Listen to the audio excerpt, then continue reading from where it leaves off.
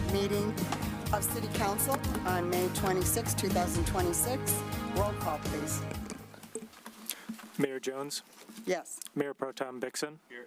Council members Clouser, Here. Hauser, Here. King, Here. Salvia, Here. and Trent. Yes, Please here. stand for the Pledge of Allegiance. Allegiance to the flag of the United States of America and to the republic for which it stands, one nation, under God, indivisible, with liberty and justice for all. Well, we have a very full agenda tonight. We are going to start, is this on? I feel like it's not. Can you hear me? For some reason, I don't feel like I it's didn't on. think Brian's was on. It must be my hearing here tonight. We are going to start tonight with, there we go, Sherry Jericho from Health Source Solutions, and she's going to talk a little bit about the city's wellness program. Welcome, Sherry. Thank you. So today I was asked to come in to kind of talk about what the city already offers their employees, and we offer them full-time employees a wellness program that deals with the 6 aspects of health. So the emotional, financial, physical, purpose, occupational, social. The program runs from Health Source Solution, which is a woman's owned company, and we've been with the company here for since 2019. So we've been having a lot of participation, but the look is that if any of these aspects of your health are out of alignment, it's going to impact the other parts of your health. So it's not just if you're just sleeping well but you're not exercising, it's not going well. You can eat really healthy, but if you're really stressed and not sleeping, you're going to be out of balance. So if work's not okay or home life's not okay, you're going to be out of balance. So trying to find that we're taking care of all of these aspects at the same time, or at least being able to focus on the ones we have time for, is what we'd like to look for. So some insights, like I said, the program's been around since 2019. All full-time employees are eligible to participate. The program runs on a program year of July 1st to June 30th, so we're kind of wrapping up a program year here. As participants earn points, they get to cash those points in for gift cards. So the gift cards, again, are for those full-time employees, and then some of the participation options where they get points are voluntary things, but the one thing we do kind of require if you participate is to fill out a health questionnaire. The health questionnaire is about 15 minutes, but it asks them kind of what they do in their lifestyle and then kind of designs their program to what they can work on. So in areas that they have needs, you can click on and get challenges, classes, more education on those areas that you're kind of weaker in. So that is one part that's kind of mandatory if you want to do it, to be able to redeem the cash points. But we also offer biometric screening, which includes total cholesterol, HDL, LDL, triglycerides, glucose, blood pressure, and BMI. And the good thing is this is instant results. It's done in less than 15 minutes, and we are able to coach on your actual numbers. So sometimes we get our numbers from our doctor, or we look at them in a portal, but we really don't understand what those measurements are. We also do quarterly blood pressure checks and weight checks if they want, so that we can monitor employees as life changes. I will say we have employees that are normal blood pressure, and then all of a sudden I come and it's the first time they realize that their blood pressure shot up. On the GLP-1 drugs, people are dropping weight, and then their blood pressures are getting really low, so then you see that they need to reduce their medication potentially, because now they're over-medicated because of their shift. So it's always good to keep an eye on those things. We have a portal or app, or both, that people can participate in, so it's super convenient.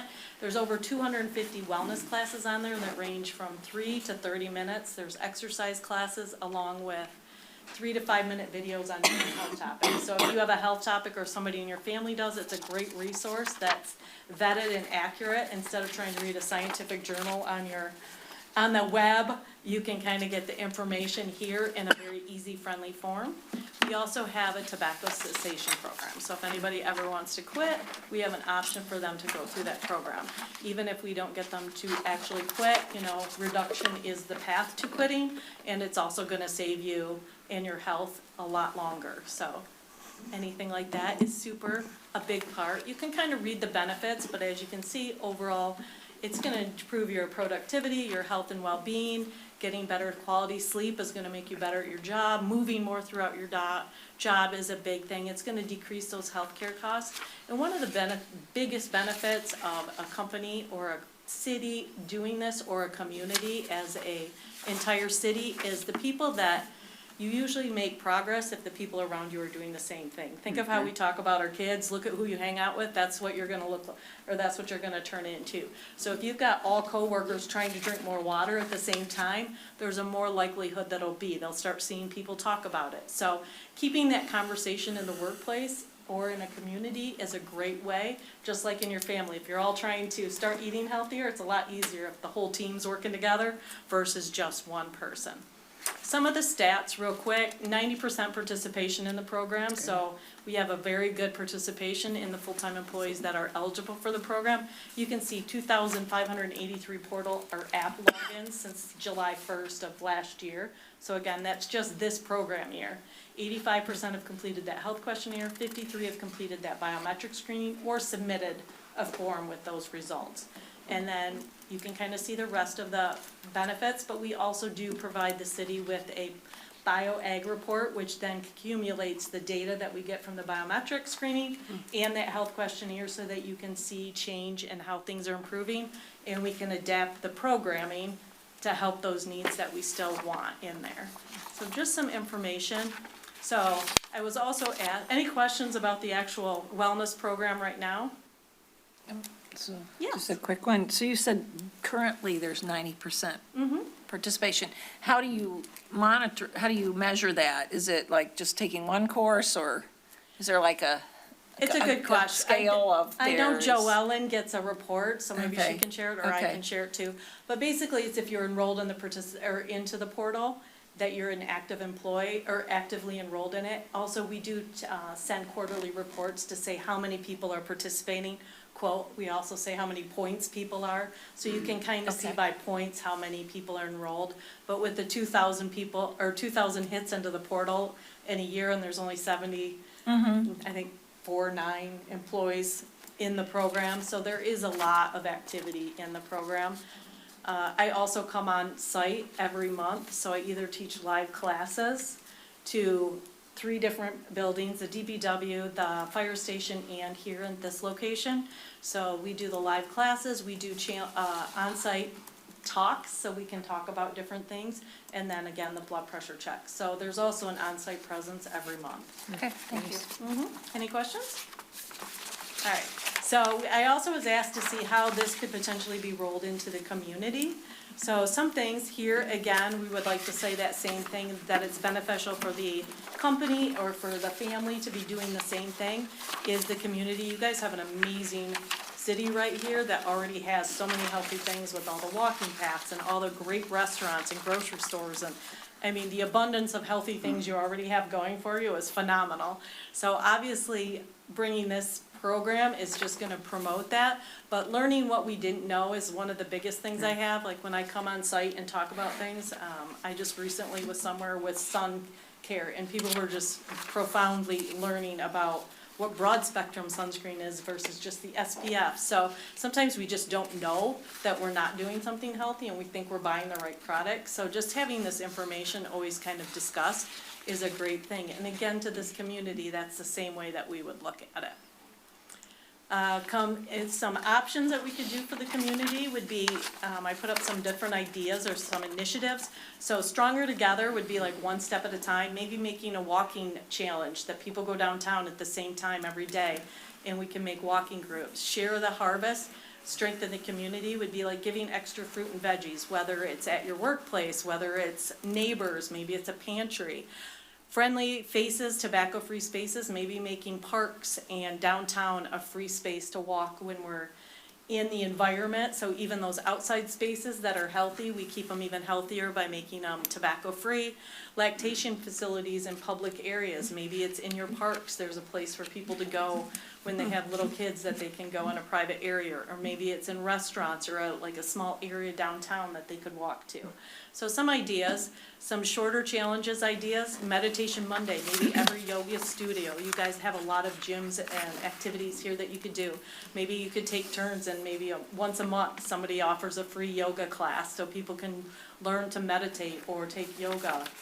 And then they get that kickback too. Fruit-filled Fridays, share extra fruit with friends or bring fruit to work so that you can share in those harvests. Think of those gardens and different things that come out that we have abundance of. Fruit-infused water by pop machines or during those community events. We have those festivals downtown with fire and ice and different things like that. I know we have hot chocolate. Maybe we have fruit-filled water as an option too. So just having those ideas out there and people tasting them and seeing them brings that community together. Walk it Wednesday, make it like a biking or a walking that you could do every day. And then some longer challenges would be, you could do 8 weeks ones where maybe we put it in the community paper or on the website, where building your way to wellness. There's some ideas there. Activity bingo, portion practice that you could do as a family, but maybe they track it on their own, or maybe they can print it and then submit it, and maybe like a downtown establishment could give a gift card away and for all the people that submit it. So some different ideas of ways to incentivize in different programs. Obviously, we have a lot more ideas. Just wanted to throw a few examples. And then last but not least, kind of the getting started. So obviously, we need some leadership support, adding wellness to the community. You'd want a mission statement, figure out your budget. How could we communicate to the masses? And written goals for what we want, kind of having that annual review of what's working, what's not doing, and that feedback, and then finding a wellness brand or a logo that would represent this program for the entire community that's identifiable. Any questions? So we should not talk about the hot dog eating contest. Yeah. No. Just skip We are that not going to talk about that. No, exactly. It's next week, yes. Yeah, we start right after. Yeah, exactly, Maybe yeah. a chili cook-off or something, please? No, good. Any question? Oh. Oh, go ahead, please, Jessica, go ahead. Klauser Yeah. first. First, the employee program that we have, do you have any benchmarks to see how our, like, comparable populations or City to groups- city? Yeah, so we can see if, like, these look like great numbers to me, but like 53% for the biometrics, for example, is that low? Could we get more people to do it? Just wondering if there's any Great comparability. question. Yeah, we do definitely have that information now. I know I share it with Jo Ellen when it comes to our quarterly report, so I can either submit it to her curious, yeah. to give you an idea, or I can submit it, I know I have your contact information, Debbie. So I either would way, I say, can. yeah, go through Joellen since she's already Yeah, knee deep in absolutely. all I of can this. definitely share that information. And then for all the community wellness program that you put up there, I would love to, and Council Member Salvia and I have been talking about a Health and Wellness Commission and brainstorming, and I would say a lot of the things that you have up there are things that we've talked about already. And so to me, I'd want to understand how you do this, because I think that's the hardest part of, like, the city or the commission could do a lot of these things, right? Like, we could promote a walk Wednesday or something, but it's how much would it cost us to That's put a- the program on versus how you get people engaged, because I think that's the hardest part, right, is communicating and getting people to know, understand these things. So just having like maybe a meeting with all of us to talk about how you do this stuff, because I'm assuming yours isn't free. Ours, there would be, so like that kind of stuff, I'd love to get into the Right. details. No, we'd love to and have a talk about meeting with you. The main thing, though, in a short question, is we have like the material all pre-made and all packaged, so you would be, We would have to we do- could hand it over to you, Yeah. kind of a thing.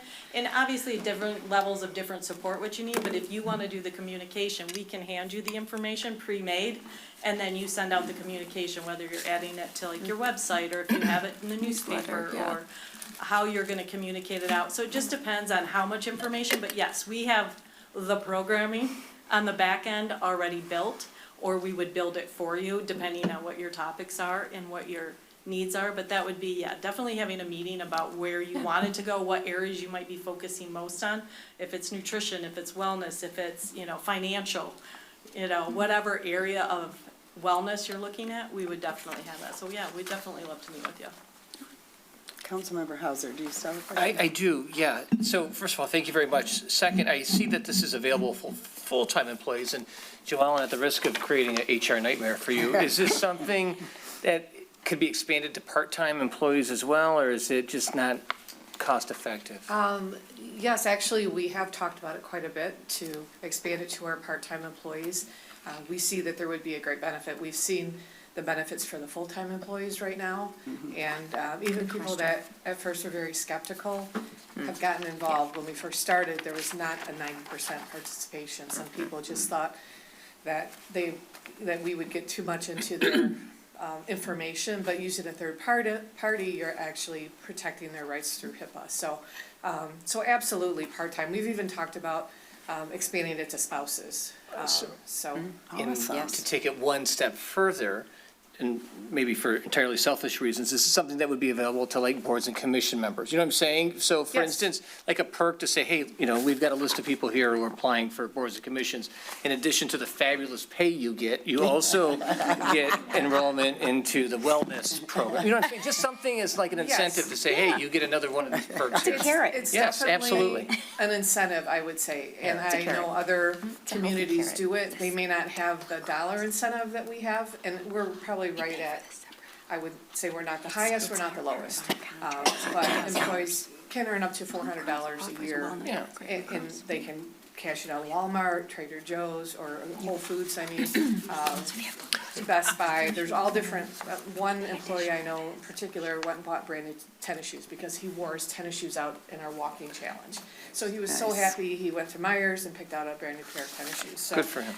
So they're trying to build on what they've already learned and known, and I know every time Sherry comes, we learn something new. And I don't wanna take up a lot of your time, but I think we can do a slow roll on this and then build into that. But the part-time employees, 100%. Thank you very much. I appreciate it. I love Can it. I add Council one member. more thing to Yes. that? Just so you know, like even like our program, we can tier different award levels for different categories. So like if you did want to do like a tweak it. different dollar amount or no dollar amount to some of the areas, you could definitely set it up inside the system. Right. So that you're accommodating that So too. people could still participate and gain all of that knowledge as well. Yeah. Sorry. Councilmember Trent? Yes, is this affect health insurance at all, or cost of the health health insurance? Is this like a positive that you can It is. somehow see a? Yes, so when we but- set this up in 2019, we also created a wellness committee as well to kind of monitor and work with our provider. And that was one of the benefits that we saw, was that it essentially, I don't know how you can measure with people coming and going, but it does in the long run, and there's studies that have shown reduced healthcare costs for the employees. Whether it's figuring out that they're pre-diabetic or they're hypertension, we have programming that will address that, and then they go, my doctor didn't realize that this was going on, but I saw because I learned something. And so they're able to predetermine that they have certain things that they may want to look at a little closer. Okay. So yes, Sounds yes, like- it does. Sounds like a great program, I like it. Yeah. I'm so glad you came and spoke to us. It's very, very Thank you very exciting. much. Yeah.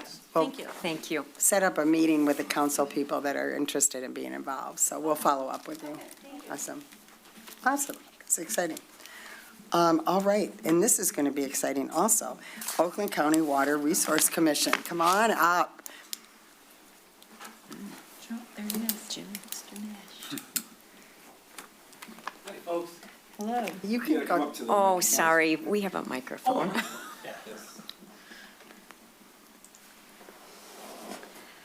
And since there's several of you, if you can introduce yourself when you get up to the microphone, please.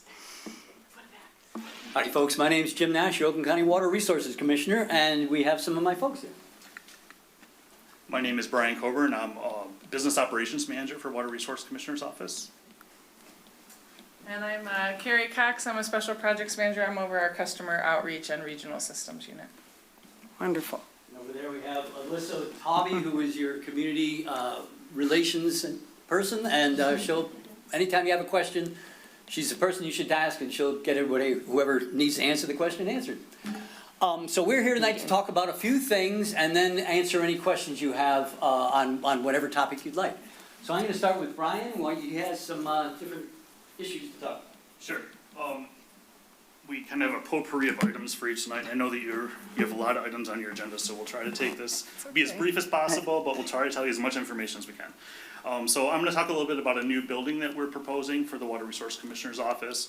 The reason that we're proposing a new building is because, frankly, we're out of space. In the last 30 years, we've grown from 200 employees to almost 400 employees. We've grown in our operations. We've taken over the city of Pontiac, both water, sewer, and the wastewater treatment plant. We've also taken on additional customers. So, and we've also expanded our operations to do more preventative, proactive maintenance on our systems also. So this has all facilitated the need for a new facility. We're out of space, we're in 6 different facilities currently, and so what we're trying to do is consolidate into one facility that'll allow us to build some efficiencies off of shared use of equipment, shared use of resources, shared use of people. We currently occupy about 103,000 square feet, like I said, in 6 different buildings located throughout Oakland County. We don't have a presentation, I'm just gonna briefly go through Okay. some bullet points for you. We've been talking about a new building for about 10 years. It got even more discussed when we took on the city of Pontiac in 2015. As you recall, they were under an emergency manager. We stepped in to take over the operations of their system for water, sewer, and for the wastewater treatment plant. After that, we've been working with the county to identify potential land for us to use so that we wouldn't have to purchase the land. We've identified that. There's land on the county center property, just south of the current jail, right by the railroad tracks, that we're going to take 38 acres of that and hopefully build a facility there once we get approval from the board. So the end result is we're gonna build a 300,000 square foot building. Most of the increase in the space that we're gonna add to the new facility is indoor storage of vehicles and equipment. One of the things we learned from one of the consultants that we had in our journey through the architecture world, I don't know if you guys have ever experienced this, but it was a new thing for me to go through architectural services. You know, we really wanted to take the time to make sure we understood what our needs were, and we identified that parking vehicles and equipment inside prolonged the life of the equipment, you know, saved us on capital costs down the road.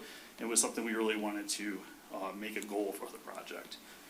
So the end result, again, we're gonna have an indoor garage. We're also adding some additional office facilities. We're currently, we have about 140 people occupying a space that was designed for 85 right now in our current facility, our headquarters. So we're gonna look to add some office space, updated locker rooms. We're very short on female locker rooms, so we're gonna add that. Training rooms, vehicle maintenance areas. Right now, we have to take our vehicles off-site to maintain them. We're looking to have Central Garage come and maintain them on our facility to save on costs of travel, things like that. So the bottom line is it's gonna cost $154 million to build this facility. The way that we're paying for this is through an increase in the rate that we charge our customers for labor reimbursement. So when we go out and we do work on a system, we bill an hourly rate. That rate's gonna go up slightly, 7% to pay for that cost. So the net impact on the customers, oh, the other thing I want to add too, this is the important part, the cost savings, that's probably what you want to know about too. So we're looking to save about $5 million annually by combining our operations into one facility. So that helps to alleviate some of the burden. You know, we've got all these planned efficiencies that we're looking to have operational cost savings from. So 5 years, we're looking at about $25 million of savings. So the net cost though, to the city of Rochester, because the only impact that we have on the city of Rochester is through the sanitary sewer system that serves the city. Our impact, the building impact is very minimal on the city of Rochester. It's 1.03% is what you'll see in your rates. So these are the rates that Carrie can talk a little bit about from the Clinton Oakland system. So that's the rate impact that the building will have. So we just want to make sure everyone understood that it's just 1%. It's very small, but that's what we're looking to do. So looking to get it approved soon. Move in 2030 is what we're looking for. So that's my piece. Is there any questions on the building? Oh, boy. Councilmember Salvia. Thank you. So I have reviewed your April 8th presentation. I've also spoken with the Rochester and Rochester Hills, Oakland County Commissioners.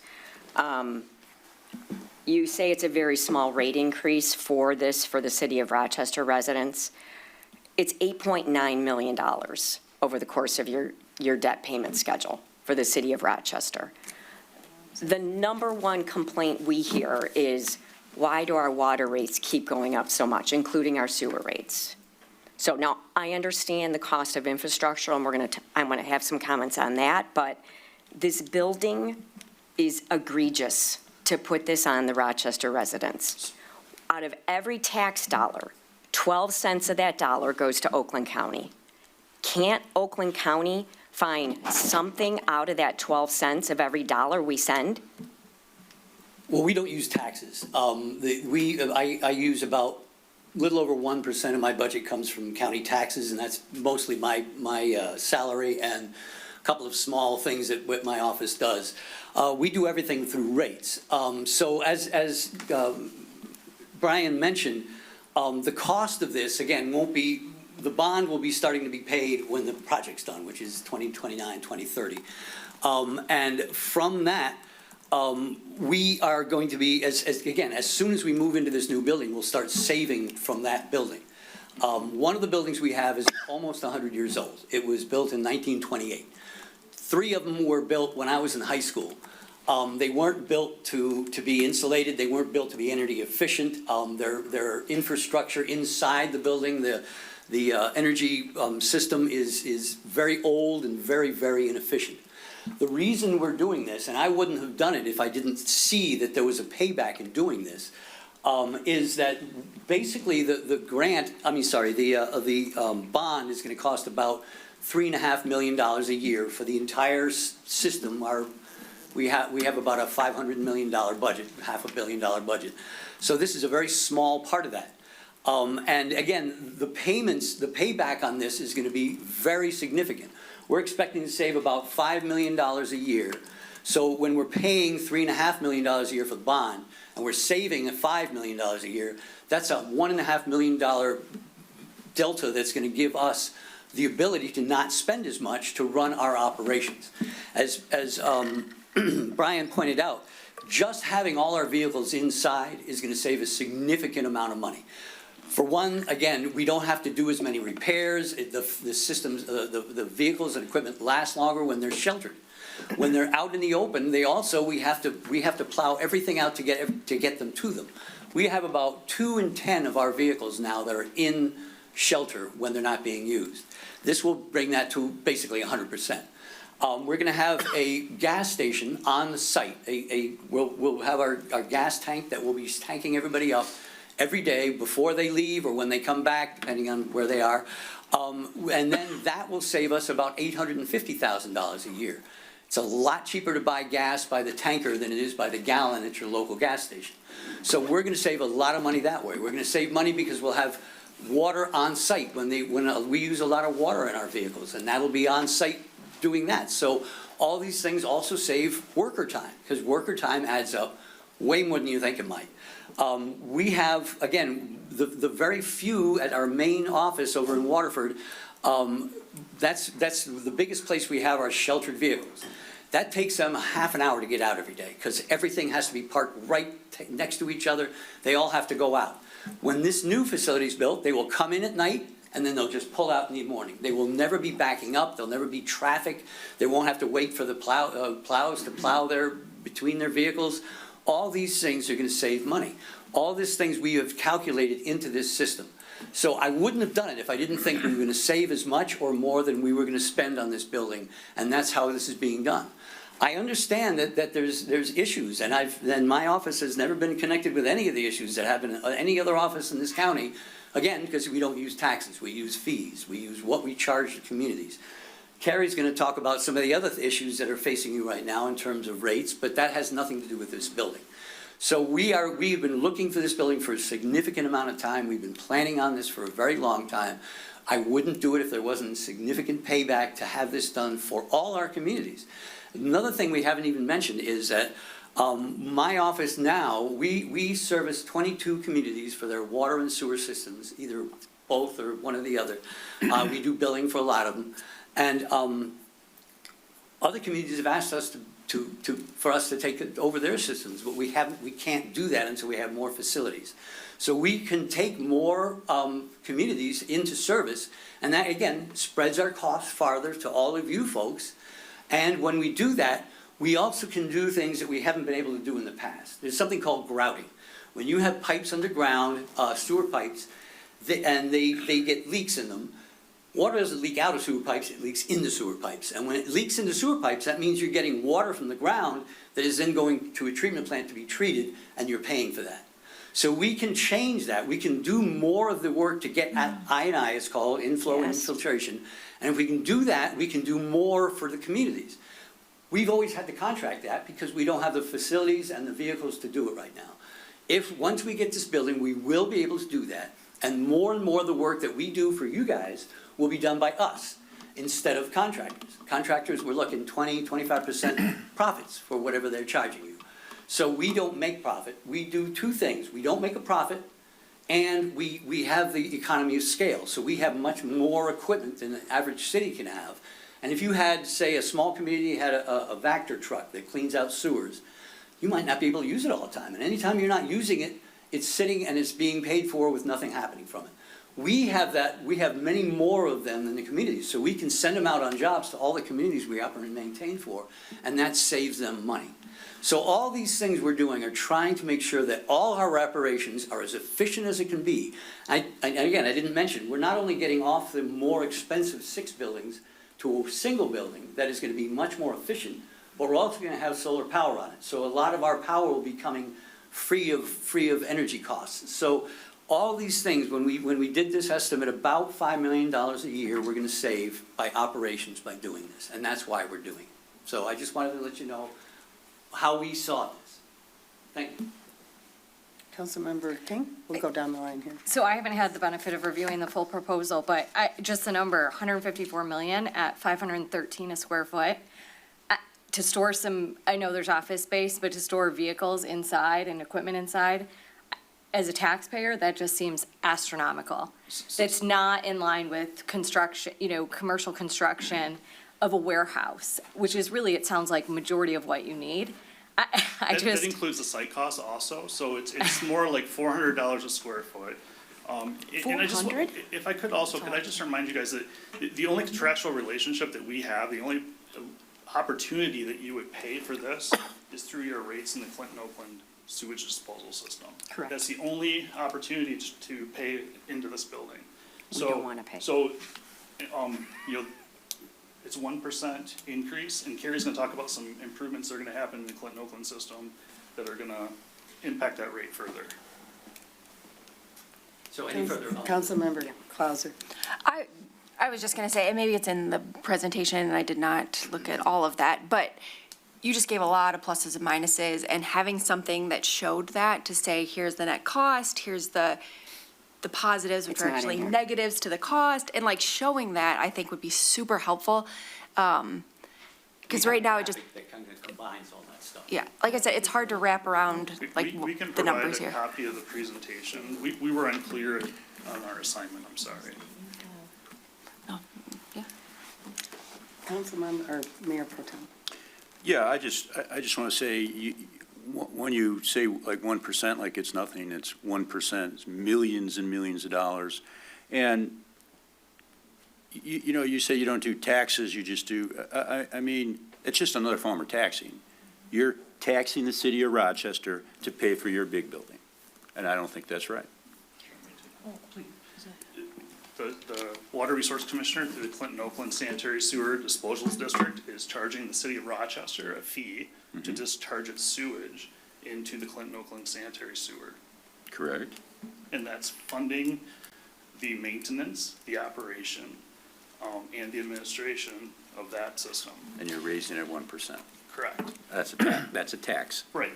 Okay, that's all you're taxing to build a There's more than big the 1%, building. so save your anger, because Carrie's got more to tell you. 10% every year. I'm not angry. No, I'm just There's saying. more than a 1%. Right, so don't say I'm angry when I'm not angry. Okay. Thank you. Councilmember Hauser. If I may, this is just my perspective. I get it, that there's always a cost for an operation, there's a cost to do business, and there's a cost for the services you provide. the sense I'm getting, at least for me personally, is no one up here is objecting to the cost.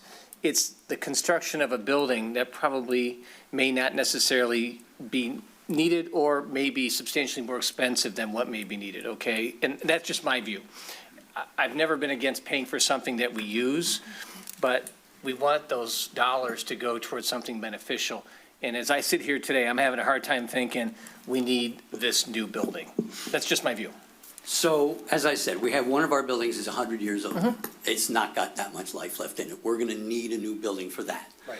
The three that we're already operating that are older than 50 or 55 years old, I think I'm older than that, again, they're very inefficient. They're extremely inefficient. We're going to have to replace their physical plant within a few years. So we're still going to have to spend a lot of money on buildings, but we won't get any efficiencies from it. We won't get the efficiencies of having everything under cover.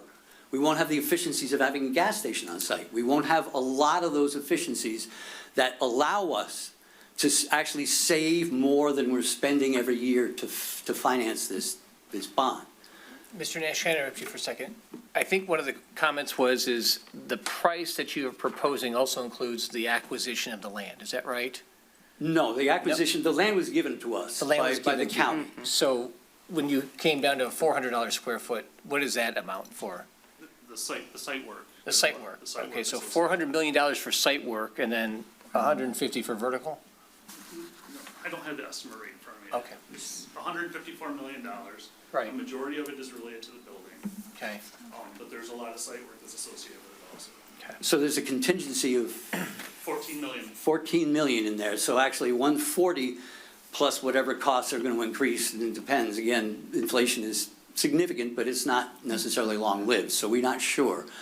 That's why we gave a contingency of almost 15 million. So again, this is intended to do what needs to be done for our buildings, because eventually, and not very long from now, we're going to have to start working on these anyway. And if we're just going to start replacing this building for that building, there's still going to be a lot of costs. If we have to develop the physical plants to these buildings much further, that's going to be a significant cost. And again, there's no payback from all those things. It's just operating as we are now. This is operating from a brand-new building that will at least be 50 years old, will be much more efficient for the energy we're using, and will also have renewable energy as part of that process. So again, the payback on this is significant, and it will start that very first year. I mean, the $850,000 a year just for having gas on site instead of going to gas stations. And that's just the price of the gas, not the waiting at the pumps, not the waiting at the line. Whatever you have to do to make sure that you're not going to be wasting time, you can do it coming back, or you can do it on the way out in the morning. Just depends on how much gas you have in your vehicle at that time. So doing this in a way that's going to be far more efficient and sustainable is the only way to go in the long term, making sure that all our infrastructure is in the best shape it can be and the most efficient use of it we can get from it. My question would be, because you keep talking about the cost savings, so in the future, we can look forward to a rate decrease? Well, again, decreasing rates is not necessarily going to happen. Basically, for water and sewer, about 75 to 80% of every community is Great Lakes Water Authority. So we're talking about 20 to 25% that is actually either construction operations that the communities do, or what we do for you for the operations. And again, your only connection to this is the Clinton River system. Well, then I'm just curious, with all that savings, where does all that savings go then? Because that's a lot of millions. It'll definitely reduce the amount of increases over the years, again, mostly because the increase comes from the Great Lakes Water Authority. And they just increase rates the most they've increased them since they were created. So they have fallen some behind, and this region here just got hit by the water main break that, again, all that gets back on the ratepayers eventually. So whatever we're doing, we're trying to make sure that any increase we do is the least it can be and is the most effective it can be. So that's why we do the things we do. And again, all these things are going to have significant impacts on the rates over the short period and the long period. whatever we do is gonna be making sure that our renewable energy source is gonna be, again, that's just free fuel, and the other side, the rest of the energy we pay is gonna be much less than the buildings we're paying for now. Do we have any, what is the choice we have in this situation? Well, can, Well, it's a cost that's going to be passed on to our customers as part of our rate increases July 1. Councilmember Trent? Yes, so it looks like that with over the years, going 100 years back with your 100-year-old building, there is an increase of population and stress on the system. So it'd be good if we could see a risk and cost assessment if you keep putting this off, because I keep up with a lot with stormwater, so, and also sewage, not as much as sewage, but the stormwater and situation. And I just find that eventually you do have to improve these systems, especially as the system gets stressed and used. And where do you know, it's a cycle of reusing water, and we read about and understand our water needs as well, and clean water needs. So from my perspective, I would just like to see more, because everything I've read and kept up with over the years, there has got to be some, there's going to be some cost in one way or the other. And so it looks like what you're doing, I mean, 154 million, yeah, that's a big pill to swallow. And I'm sure you wouldn't come here asking for that without doing a lot of work. And you've been doing this a lot, Mr. Nash, a I long appreciate time. that. I understand that, and I have watched all the work that you've done, and I've admired everything that you've done. So I would just like to know more, to just have an understanding of, you know, what happens if we keep putting this off. That would be interesting and beneficial to understand. Let me suggest, I would love to sit down with a few of you who have the most interest, the most questions, and just talk through this, and we can come up with some numbers for you, some interest. I would love to do that, because this is something, again, I wouldn't be doing if I didn't think the payback was well worth the cost. And I would love to just sit down and talk to you about that, and then you can give what information to everybody else. I think if we can do that, it would be wonderful.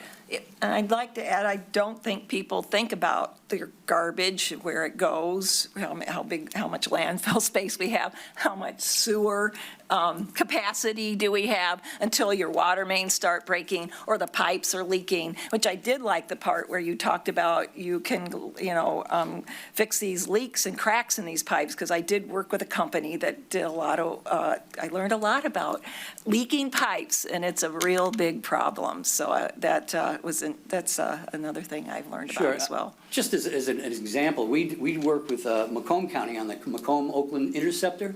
It's a system that holds all our work. We lined that system, which is 12, 15-foot sewer pipes, and we completely eliminated I&I. So it can be done.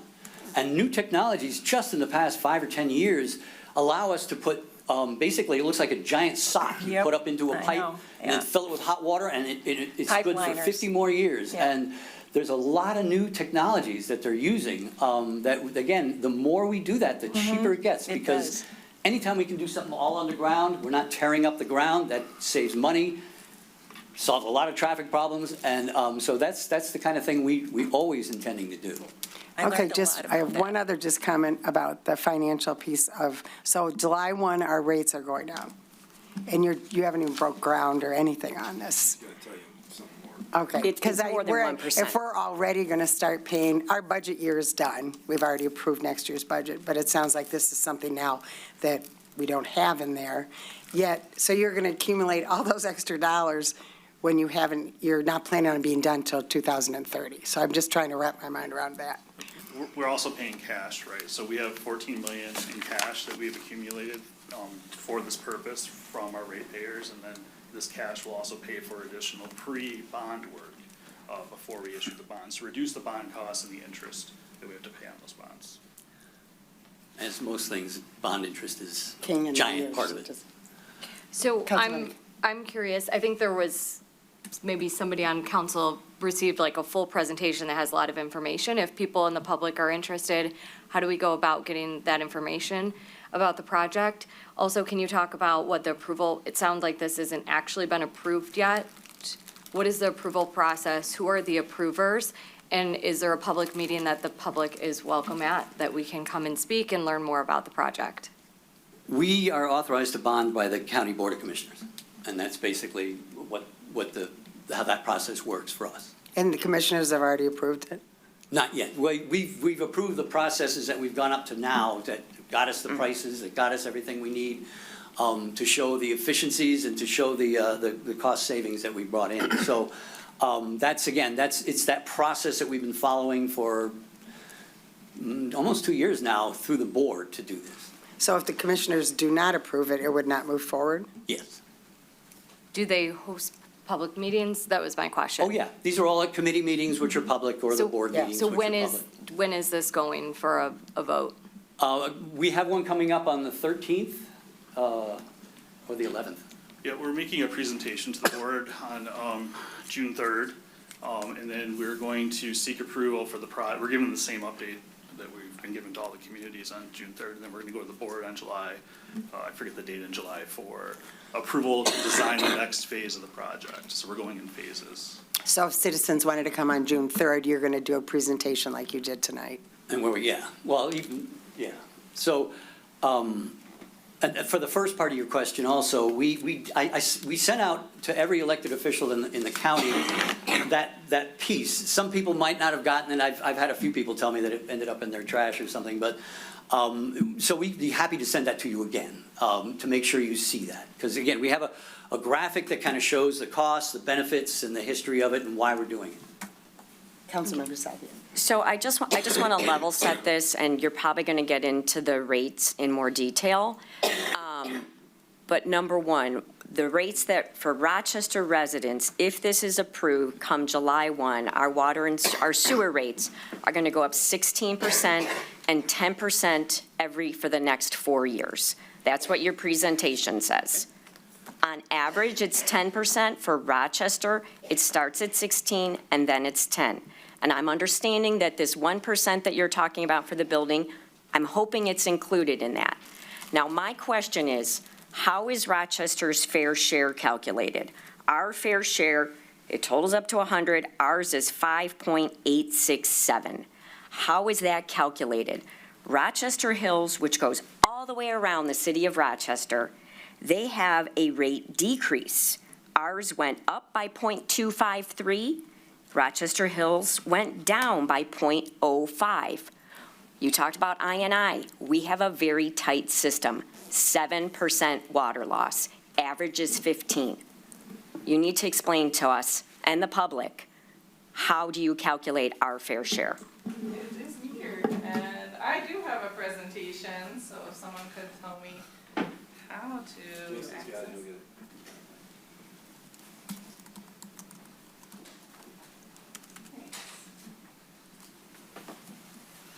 Any other questions while they're getting set up? I don't have any, no, thank you.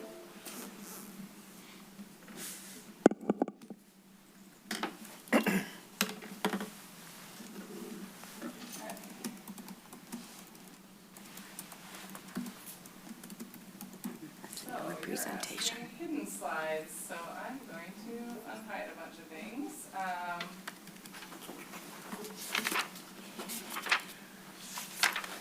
Okay, we're just gonna go if it's okay with you seeing this slide. Oh, yeah, sorry, I'm usually really loud, so I can be on mic. Yeah, my name is Carrie Cox again. I'm over our regional systems, which includes customer outreach.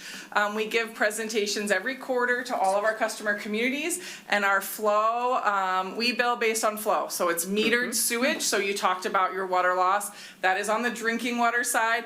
We're on the underground sanitary side, so like No, Jim. that's our sanitary number. Oh, I can tell you that is not your sanitary number, but we will tell, so this is actually your sanitary flow over the last 3 years by quarter. So you can see your sanitary flow is increasing substantial, yeah? Okay, can you make it a little bigger? Is that possible or no? There, okay, great. Well, yeah, a teeny bit, Can I I see guess. if I Yeah, can? there, yeah, thank you. See if I can get it in there. So this is the City of Rochester, this is your flow by quarter over the last 3 years. We bill over a 3-year cycle. And as you can see, your flows are increasing over the last 3 years. So this could be for lots of reasons. It could be redevelopment. It could be, people are using water differently. It could be I&I. We did get a question from your staff and looked at the gallons per capita per day.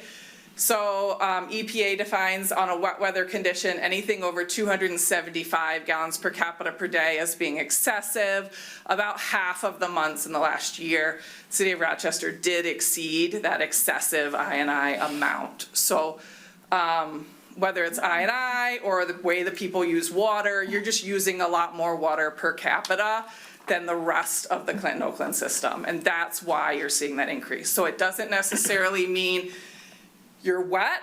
City of Rochester, which I did cut them off so you could see your system better, but they are actually seeing, they started a lining program a few years ago.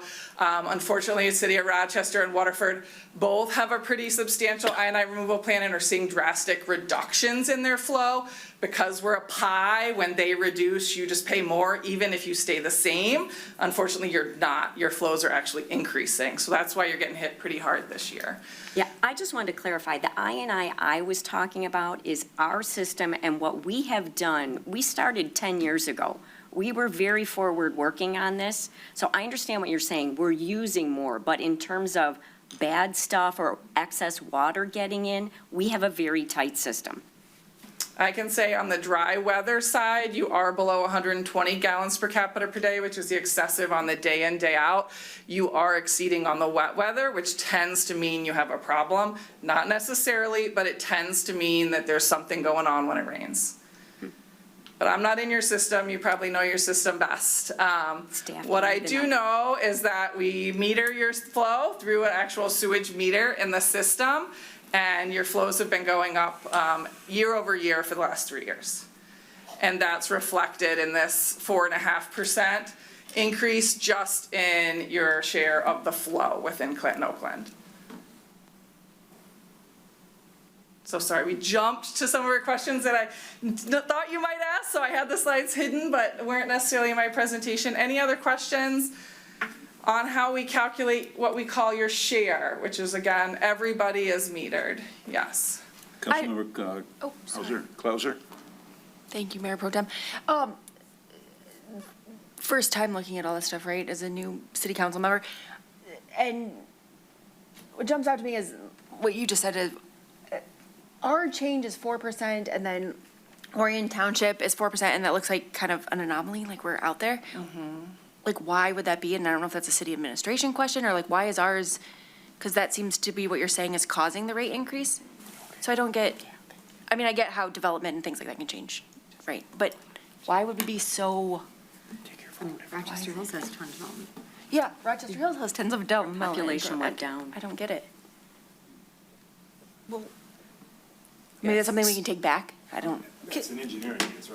We'll talk to our engineers about it, but it can't be I&I and a wet weather. It just makes no, we went through this whole thing for the last 10 years and virtually sealed every pipe. We found every wetland, anything that was getting in our pipes. Nick, you weren't here then, I guess, but I was. it can't be that. I don't know the answer to why we're worse on wet days.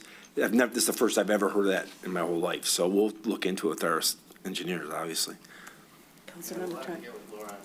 Yeah. Yeah, we're real proud, like Councilwoman said, we're real proud. We sealed our system. Like, we found every source, every gas station that had a drain going in. Outside on South Street, there are detention areas that were going into pipe.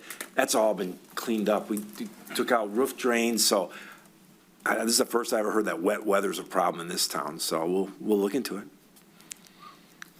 Yeah, so this is percent of flow again, so it could be that other systems are just using less, not necessarily. Your flow could stay the same and you could still pay more because this graph is percent of the system. We do have other graphs that are total flow that we can pull out for you as well. This is your volume history. So you can see that in the last 2 years, your volume has increased, but not necessarily anomaly because you have this 4 years ago. So what happened this year is that blue dropped off and purple was added. But why it really matters is when you see like these systems that have purple being low, red and whatever being low. So you're comparing yourself, again, volume to everyone else, because it's a pie, right, that we're sharing the pie. But we definitely present this every quarter. We talk about any issues that come up with not just your meter, but all the meters. More than happy to meet with your staff. We have several internal reports that we do on, like I said, the I&I, which is where we look at the excessive I&I that, per the EPA standards, and we're more than happy to share that with your engineering team. Sure. So again, this is what it looks like. There's winners and losers based on that flow, and that does impact your share. So here's the share history, what shares you've been looking at over the last years, and you can see that the share this year, which is on the bottom, shown in green, did jump up like you're seeing for Orion Township and the city of Rochester, where everybody else stayed about the same or went down. So I was really brought here to talk about our rates and why we're paying more. One of the first questions we get usually is, why do we pay rates? And Jim kind of hinted at this, that it's not just us, right? The Clinton-Oakland is a customer of the Oakland-Macomb Interceptor Drainage District, as well as the Clinton River Water Resource Recovery Facility. And then OMID, which is the Oakland-Macomb Interceptor Drain, is a customer of the Great Lakes Water Authority.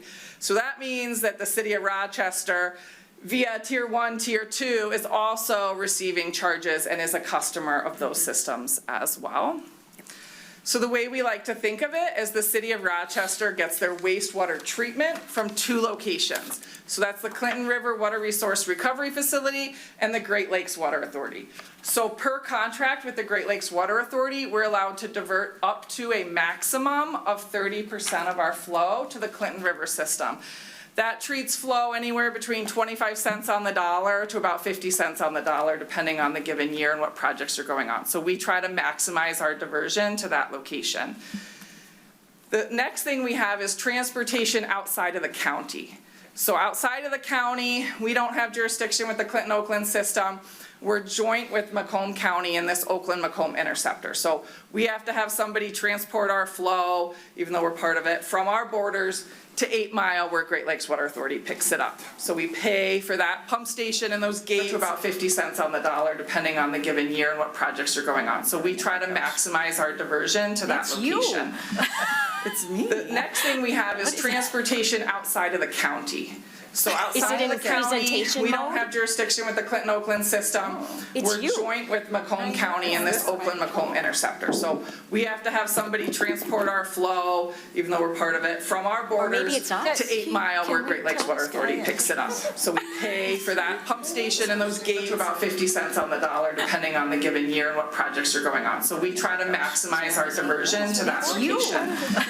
It's me. The next thing we have is transportation outside of the county. So outside of the county, we don't have jurisdiction with the Clinton-Oakland system. I'm sorry, that's never happened. With Macomb County in this Oakland-Macomb Interceptor. So we have to have somebody transport our flow, even though we're part of it. From mute? Did I mute it? Okay. Wow. What? I don't know what just happened. We've never seen that before. I'm like magic. I That really was don't good. need this microphone. That is crazy. Oh, sorry about that. I Okay, don't know what no, happened. I don't know what I did. Oh, now I'm starting over again. It didn't start from my slide. Okay. So what does that mean to you guys? We're looking at a $4.68 million increase for the Clinton-Oakland. That's 10.9%. 5.5%, or just under 2 million, is from all those other people that we have no control over. A portion of that is related to our operating expenses, so that's about $600,000. A portion is related to our debt service. So I do have a slide if you have questions on this. This project has been planned since 2020. It is a bonded $150 million 3-phase lining project. We can go into details if you want specifics, but as part of the SAW grant, I don't know if City of Rochester got a stormwater asset management grant. We inspected the entire Clinton-Oakland system, and we found several pipes that have wall thickness in the 5 to 6 inch range with 2.5 to 3.5 inch wall loss. And some of those are under I-75, under landfills, and under railroad tracks. So really critical to the entire region. Important that we do this project, important that we do this project quickly. So that's that debt service. Normally, like Jim said, we do prefer to rate finance most of our capital, which is why you'll also see an increase in our capital reserves and our rate finance capital. And then the reason why our overall rate increase is 9.6% is because we also are seeing, as probably anyone else is seeing, an increase in non-rate revenue. So our money sitting in the bank is making money. So what does that mean to the City of Rochester? It's about a $390,000 increase over fiscal year 27. So this is July 1 of 2026 through June 30 of 2027, which equates to about a 13.5% rate increase. So you can see on here, Clinton-Oakland increased its rates 9.6%. Anything you see over that or under that is due to that flow that we talked about earlier. So what does that mean? Like, where does your dollar go? Like Jim alluded to earlier, 78 cents of every dollar you guys give us is just passed through to the other systems that we operate and maintain for. So that is the bulk of the revenue we collect. We just give away to somebody else to do very important things like cleaning your wastewater, but it's nothing that we have control over. Again, 7 cents on that dollar is our operating cost. These are our boots on the ground, our meter techs, we have pump stations and several 60 some miles of pipe in the ground. The next is our capital reserve. Again, with the way rates are right now, we have tried to get some bonding through the state at low interest, but interest rates are really high. So we're really focusing on rate financing our capital. And then again, that large project that kind of had that emergency condition, we are bonding for that project. And then 3% is what we call major maintenance. So this is non-annual work like inspecting our sewer systems that we do every 10 years to make sure that they're in great condition and we don't have that inflow and infiltration. So what does that mean to the average household in the Clinton-Oakland system? It's about $350 a month for that fiscal year. $3.50. $3.50 per month for the average household. And we are working really hard behind the scenes. If you guys are paying your gas and electric bill, that's another one of our largest expenses is gas and electric. Also chemicals like chlorine and stuff are going through the roof. So we work really hard to get grants and to make sure we manage those costs effectively and to do what's best for the system long term. If you think about some of those sinkholes you've heard in the news, one sinkhole can blow your budget for like 10 years. So it's really important that we do keep that capital rolling and we make good decisions now to fund our system, make sure it doesn't happen. So that is what I had. I'm assuming you guys have some questions on the rates. Questions, council? You did good. Thank you, Mr. Nash, for showing up. Yes. We have Appreciate no it. choice. He did want to share one maybe good news. Last time I was here, we talked about green infrastructure. Yes, you did. And we just got a federal grant that is fairly unexpected, actually, to continue our Rain Smart program. A Rain Smart program was a pilot program we did for the George W. Coon communities, that's south of you guys. And we demonstrated to the EPA that this was a good way of using money to make sure that we can stop as much flooding as we can in major storms. So we got a $750,000 grant. We increased the size of the area, and now you guys are included in that. So any homeowner, or I guess we even do rental now, as long as you have the landlord's approval, you can put a green infrastructure on your property and then get up to a $2,000 rebate. So this includes 2 rain barrels, 2 trees, or a rain garden up to 600 square foot, which is 60 by 100, which is pretty good, 60 by 10. So it's a way of local folks doing this, and we're going to be doing as much outreach as we can. And again, last time I was here, we talked about stormwater because you guys have a significant issue along the alleys on both sides of the main street down here. And that's one of those things that the folks that live in that area could maybe even get together and help to do some of these projects. I think it would be really worthwhile. I'd love to hear and meet with anybody who's interested in doing this in the city. And like I said, up to $2,000 rebate. And it's, if you do it yourself, or if you do it, have a contractor do it for you, just show us the receipts as long as you qualify, and the Clinton River Watershed is the one that goes to the home and visits and shows you the best way to do green infrastructure. So I just think it's a wonderful opportunity.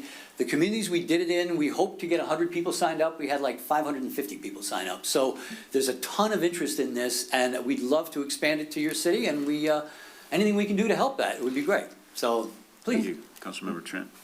Is it for residents only, or is it for businesses? Well, right now, we're looking at residents. Residents only, okay. Mostly, the best way for businesses, a lot of communities are doing more with their ordinances. They're planning things, and again, we can help with that too if you're interested. We'd love to do that, because the biggest thing is impervious surfaces, and if we can get rid of some of those impervious surfaces, that's gonna be a lot of your problem got in the way. So we're here to help any way we can, and again, $2,000 per home, I think it's worthwhile. I'm excited about this program. Oh, I'm very excited. So, and I thought the funds had ended, so I'm glad to hear there are still funds left. Yeah. Okay, it was a all great right, program. well, I will make sure I let everyone I know. So, Mr. Nash, thank you to you and your team for coming, and thank you for listening to us complain about things. Hey, Yes. anytime. Just Thank you for coming. We did leave Rain Smart rebate flyers on this desk here that has a QR code to where you guys can sign up. And again, if you have any questions about anything, please give me a shout. Thank you. Thank you. Thank you. Thanks, Carrie. All right, next is a presentation from the Daughters of the American Revolution Award to the City in support of America 250. Welcome. There's something here. There's something, there should be a medal also. Yes, they're both here. These are programs from the event that you each can have. Okay, I was told short and sweet, so it will be. So Mayor Pro Tem Stuart Bixson and City Council members, it's my pleasure to be here tonight to share a little bit about an America 250 event that happened on May 16th. After nearly 2 years of work and planning, over 100 individuals from the community joined the Stony Creek chapter, Daughters of the American Revolution, for an America 250 dedication ceremony that was held at Mount Avon Cemetery. We conducted this ceremony in honor of the 250th anniversary of our nation. The ceremony included recognition and grave markings of 3 Revolutionary War patriots buried in Mount Avon. Those are Nathaniel Baldwin, Cyrus Chipman, and George Horton. Additionally, the chapter unveiled a new America 250 Patriots marker at the entrance to the old burying ground. Stony Creek chapter is very grateful to the City of Rochester for their assistance in obtaining the grant that covered the cost of this marker. The grant also covered costs for headstone cleaning supplies, and we had several headstone cleaning days, and really, if you go by that old burying ground portion of the cemetery today, you can all be very proud. Those stones that were once black, unreadable, are now white, and you can actually read them quite well. So kudos to the community that helped us do that. So we are very grateful to the city for your staff and their facilitation of this event. Especially to the Department of Public Works and the multiple Jasons that helped. There's 3 of you. So And several Nicks, anyway, right? And there may be more. But anyway, we really do appreciate the Department of Public Works. They really had the cemetery looking tip-top and allowed us to have a very, very nice ceremony. In recognition of the City of Rochester's support for America 250, Mayor Jones did accept a commendation from the Daughters of the American Revolution and a medal on behalf of the city. The DAR America 250 commendation is to recognize individuals or groups, non-DAR, that have really gone above and beyond in promoting Revolutionary War patriot awareness and also just promoting the awareness of America 250. So with that, I just wanted to say thank you. And I know that Mayor Jones wanted to present the certificate to all of the city council, so Thanks. So we did, and we passed it down for everybody. Yep. Did you want a picture with everybody? I don't need one. Yeah. Okay. That's okay. Okay. No, we really appreciate your support. This is the Thank you. second event for America 250. The first one was at the library on January 11th, when we had the American Revolutionary Experience, the traveling exhibit. And that was here for a week for the community. And then May 16th with our second one, and Heritage Festival will be our third event, so. Thank you. And Councilmember Trent? Yep, I attended, and I think others, a couple, Mayor Jones obviously did, and it was an excellent event, and there was well attended, and thank you Yes. so much for doing it. We had with great support, And the yes. tombstones, look great. Don't They they? are Yes, really they do. nice. Yeah, Thank really you. nice. A lot of good comments on them. Thank you. Thank you. Is there any other public comment that's not on the agenda tonight? I almost said Councilmember Kane, but it's Ms. Kane. Ms. Kane. Kane, 817 West 4th. Since Oakland County has left water, it's not on the agenda anymore. If this was put to a ballot, a lot of residents would be voting it down. We are in a very ambiguous state right now of not knowing exactly where everybody's going to be fiscally by December of next year. The state right now has passed through the, oh my God, one of them, but they're going to the Senate on property tax. There will be shortfalls, and they're not even defining what those shortfalls will be. If there's going to be shortfalls, municipalities may have to pick up and raise taxes to meet shortfalls, and we don't know the huge impact yet. But it only has to be passed now by the Senate, and that's where it is, it's sitting at the Senate floor. The next thing is we have no say-so with Oakland County, and they're raising their rates as bad as DTE, and it's bad. People are looking right now all over for relief. And when I hear, oh, we've got a 100-year-old building, okay, I got a 100-year-old house, but guess what? I budgeted for it, so it's maintained, and it's fine. Why didn't they? If they mismanaged for 100 years, next, let's put a gas station in so it'll be easier than going to a gas station. We're going to have our own pumps. I believe on that campus, there's already gas available. I think that needs to be checked out. If not, it's in close proximity. I have seen tanks. I just can't exactly place where it is at the campus. Why don't you just expand on that? If maybe not, you have them refill those tanks a little more often. I don't like this, that they say they're operational and all this expense is from fees. And I agree with every one of you. That's just a method of taxation and raising the taxes without this community having a darn thing to say. When it gets to Oakland County or the state level, it goes through, it is cut, done, that's it. And it needs to be stopped somewhere. I would like to see a moratorium on that building, and I would say for 1 year, that's it, until we get everybody's ducks in a row and we see what happens, because this is not right. And they're gonna raise the rates, they're raising it again. Not right, and not right what that building's gonna cost. I'm sorry, that was over the top. And I would say right now, I know they won't put it on a ballot. Also, I don't appreciate the short notice from them that, gee, maybe we need to be at the county on June 3rd. A lot of notice. That's all. I would vote it no. Thank you. Any further comments? Okay, we'll move on to the approval of the consent agenda. Consideration of the minutes of the regular meeting of May 11th, 2026. Mayor Pro Tem, sorry, I saw a hand raised. Oh, Comment on the agenda, though. correct, so this, Public comment on something that's. correct. Then you can wait till the agenda item. Oh, go ahead. There's- Consideration of the resolution establishing the absentee counting board, receiving board and early voting site, and receipt of the check register report. Is there a motion? I have a correction to the minutes, and this is just, if we go to, it would be page 4 of 5. It is the motion to approve the agreement with Carbine for public safety answering point. In the minutes, it says King moved and Salvia second. I believe I was actually the moving party and Salvia seconded. It was Councilperson King who moved to table it that day. So that needs to be corrected, so. But other than that, everything looks fine to me. So I would make a motion to approve with that correction. Yep. Motion by Councilmember Hauser, support by Councilmember Trent. Yep. Madam Clerk, the roll. Mr. Clerk, the roll. I've been saying that for a long time. Sorry, Mr. Clerk. Jones, Yes. Vixen, Yes. Clouser, Yes. Hauser, Yes. King, Yes. Salvia, Yes. Trent. Yes.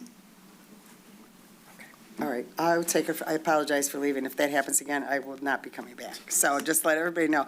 And I do want to make a comment because I was gone for the end of that last discussion. Everyone needs to call their county commissioner with your opinion because they are making this decision. And I know that one of them I talked to is not in support of the new build. Neither So of them are. call your commissioner. Those are the ones that are making the decision. Okay. Old business and tabled items. We are going to have consideration of the agreement with Carvine for Public Safety Answering Point, PSAP services for the Rochester Police Department. Chief, come on up. No, there's somebody who wants to make a comment on this issue. Does that happen before? Yeah, let him do his I do it presentation, after. please. Okay. He Yeah, might answer go his ahead. questions. Yep. Good evening, Mayor and Council. So my intention here tonight is just to make this simple. We went over a lot of information at the last council meeting, and I just don't want to be redundant. So I did speak to the 911 coordinator for Oakland County, and she assured me that Carbine is a reputable company. They don't do anything improper, and they're not a terrorist group. You know, the county commissioners, you know, they went out for bid for this company. The county commissioners selected them. Yeah, there's a Israeli intelligence officer. He founded the company. But my thing is, what does that have to do with the efficiency of the product? He developed this software because he called 911. He needed help and he didn't get service that quick. So he wanted to do something that was different. The nice thing is Carbine just recently merged with Axon, and I'm sure most of you are well aware that Axon is a very reputable company. They're global. We have a long relationship with them. They produce tasers, body-worn cameras, live feed cameras, evidence management systems, dash cams for the cars. Now they're into drones and robots. So they merged with, just recently, they just merged with Carbine. They spend millions and hundreds of millions of dollars. It's called Axon 911, and soon to be, it's going to be called Prepared 911. My thing is, you have this reputable company that's global, that thousands of police departments all over the United States and countries such as London, the Netherlands, Finland.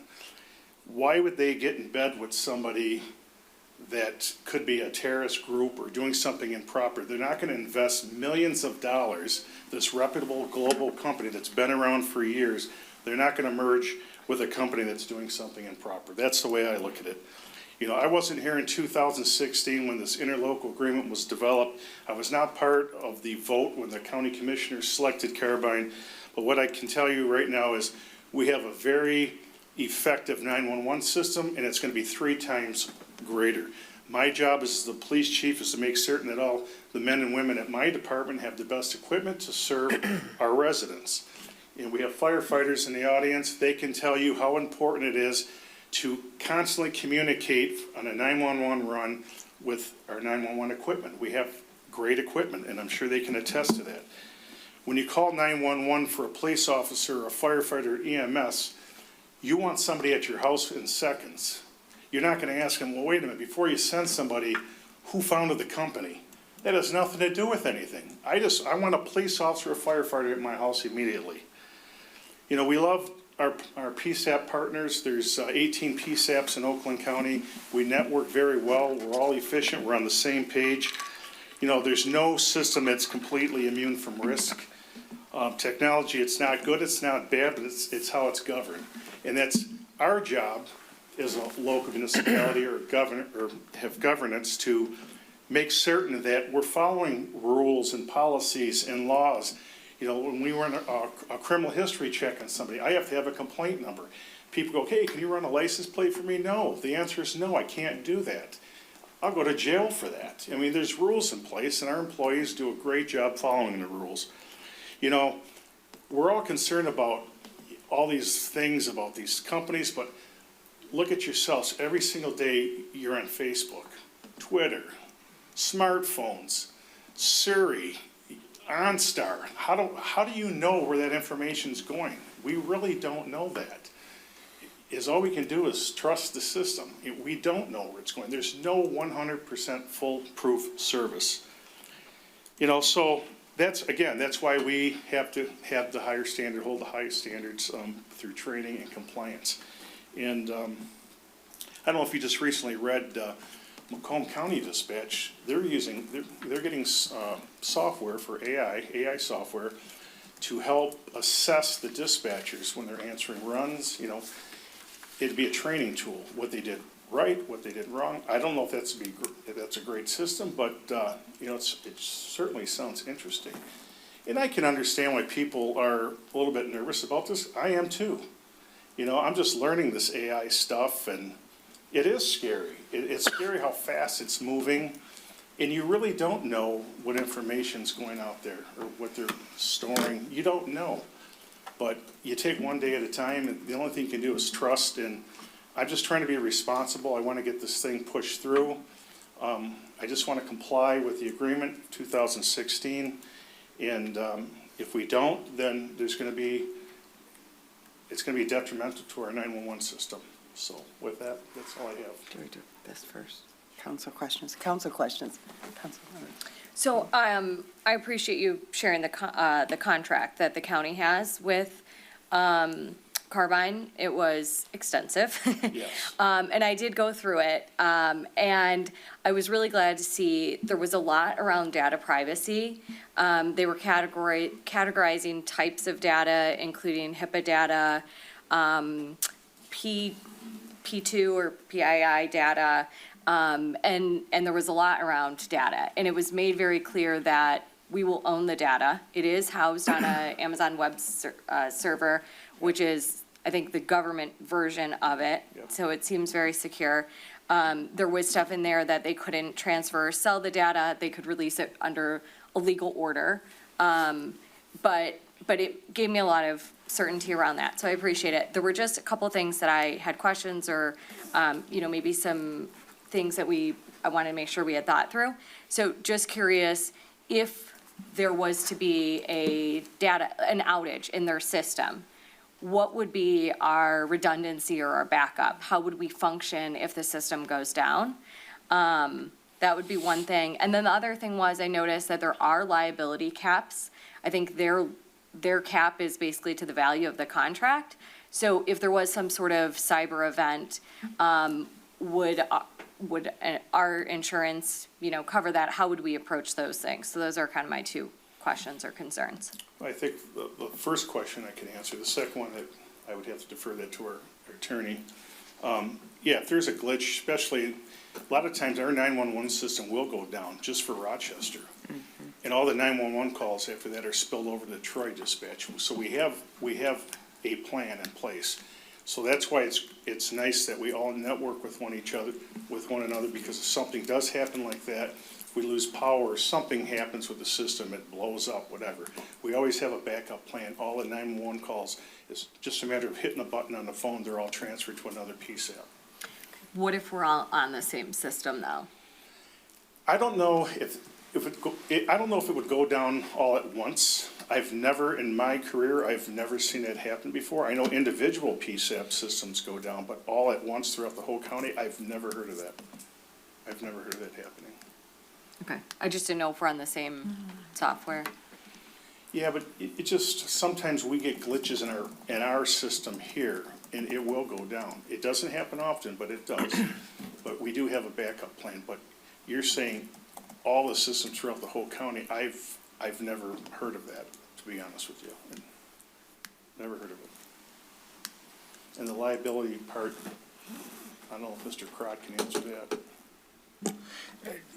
So the question was, there's caps, in which more and more these days, these caps, I try to get them out of every single agreement, because it makes no sense to me to have a cap as to what you've spent. And this language is very common for some reason these days. Now, remember, this is a contract that was brokered between the county and Carbine, so there's really nothing, we're a small player. I know we have a mighty voice on things, but we are a small player in this. I think even if we were in the original discussions and negotiations, this wouldn't have changed. And this one is a bit unique in that it goes both ways. I don't know what liability we would ever have to carbine, but it is a cap on liability as that goes. But this is the total amount that the county's payment obligation. So, so it's the cap is the total aggregate damages in excess of the county's payment obligations to contractors. So even though our payment is very small in this, the cap, if we can look at a silver lining to a cap, it's the county's cap that they paid, which is much greater. I did have a quick question. I'm trying to find my notes here. So the cost, which I have here somewhere, is spread over numerous years, correct? Yes, the initial cost is $77,032.30. If it's approved tonight, I believe we have to put 45% down. Then the remainder, once we get the software and all the equipment installed, we will pay the balance. And then years 2, 3, 4, and 5, we have to pay a maintenance fee and a support cost of $32,212.93. Okay, my question then is for the down payment, is that in this current budget already? I And can, can I you can check manage on- that payment in my You current can, budget. okay. The down payment, yes. And then did we plan, since we just approved next year's budget, this wouldn't have been in there? That wasn't in there. I'm pretty confident that I can put a few things off, or I can talk to our finance director. We may have to do a budget adjustment. Okay. But I think I can sustain the cost rate now, the 45%. I'm pretty confident of that. Councilmember Trent. Yes, I want to thank you for going this extra mile and coming back to reassure us that you have, done more work to answer questions, albeit they may be frustrating, but they are questions of taxpayers' money, security, where's the data stored? And I think that there is a difference between a terrorist organization, per se, as you named it, than asking where our data is stored and protected. So I just want to make that statement. That was not what I thought this was. It was just a reassurance to know how to answer these questions. And, it is almost, $200,000. It's the other, other question as well. Not to say we don't trust you, because I know that if you thought that this wasn't right, you would nip it in the bud, and you probably wouldn't even come to us. So I really appreciate all the work that you do. Thank you. Thank you. Councilmember Clouser. I was gonna say the same thing. We get a lot of comments, and we did get public comments on this and asking why, we're tabling it. And I just want to say I appreciate very much being able to have that additional time. I feel much more confident and comfortable in the decision we're about to make. And I appreciated you said the work that you put into it. It wasn't like you just dismissed this. You actually took our concerns seriously and looked into it more. You sent us an email. Like that Councilmember King said, you gave us the whole contract to read, which I really appreciate. So I want to say it makes me feel better that I'm doing the right thing. And so I just want to thank you too for the flexibility. Thank you. And I know the appreciate that. contract wasn't easy to read. That's the It longest was. I contract can't I've pretend ever that I understood all of it, but No. I appreciate No, it it. was very difficult. I just think we need to thank the council members that read it. Because, wow. I mean. There may have been some AI help getting through that. Yeah, I do what? read contracts, but not as wasn't much easy as reading. Christian here. If there's not any other question, No, Councilmember Hauser. I'm ready to make a motion, but I think there's public comment, so Yeah, I'll wait. if there's Yep. none I'll here, wait. then I think we're set with you for a minute. Thank you. And Thank if you. there's public comment, we would take that now. Sure. Thanks.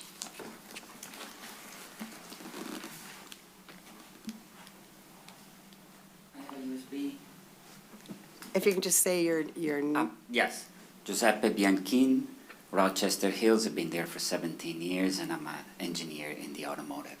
okay. You hear the accent, I'm from Rochester Hills. Yes, I can tell you're from Rochester Hill. I'm from Italy, but I'm a citizen. He's a Giuseppe.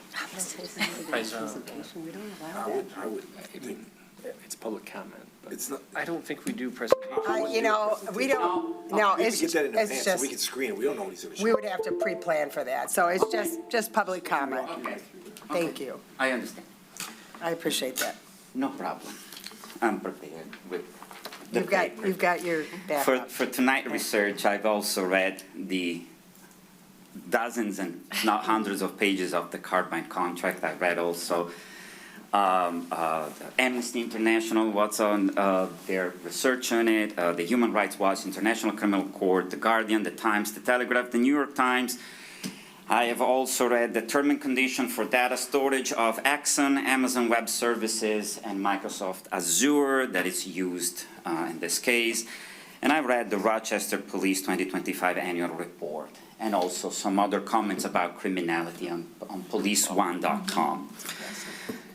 As 2 weeks ago I brought up, Carbine is a company that was created in Israel by the Israeli Homeland Security. For the Israeli Homeland Security in 2015, the founders are all former Israeli Army intel officers who served in Special Unit 8200. The Special Unit has been from the ICC and Amnesty International. We have the Special Unit 8200, the elite intelligence and cyber warfare branch of the Israeli Defense Force, has been heavily implicated in major human rights violation, war crimes, and systemic abuse, primarily regarding its mass surveillance and AI-driven targeting. I'm not talking about terrorism here. I'm talking about war crimes, I'm talking about crimes against humanity, I'm talking about mass surveillance. After a joint expose published by Amnesty International and The Guardian in late 2025, Microsoft revoked its access to Azure Cloud, in this case, to members of the Unit 8200, publicly citing Microsoft that the unit use of cloud infrastructure to conduct mass surveillance was not part of Microsoft contract with them.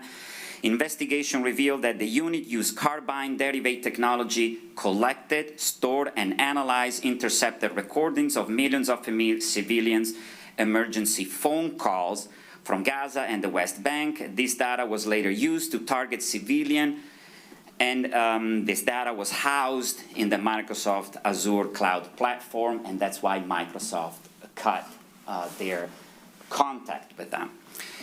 I will want to note that because of these controversies and controversial characters gravitating inside and around Carbine, businesses with the company have been rejected from the following countries, citing the mass surveillances: France, Germany, Italy, Poland, Spain. Portugal has an expiring contract at the end of this year that they will not renew.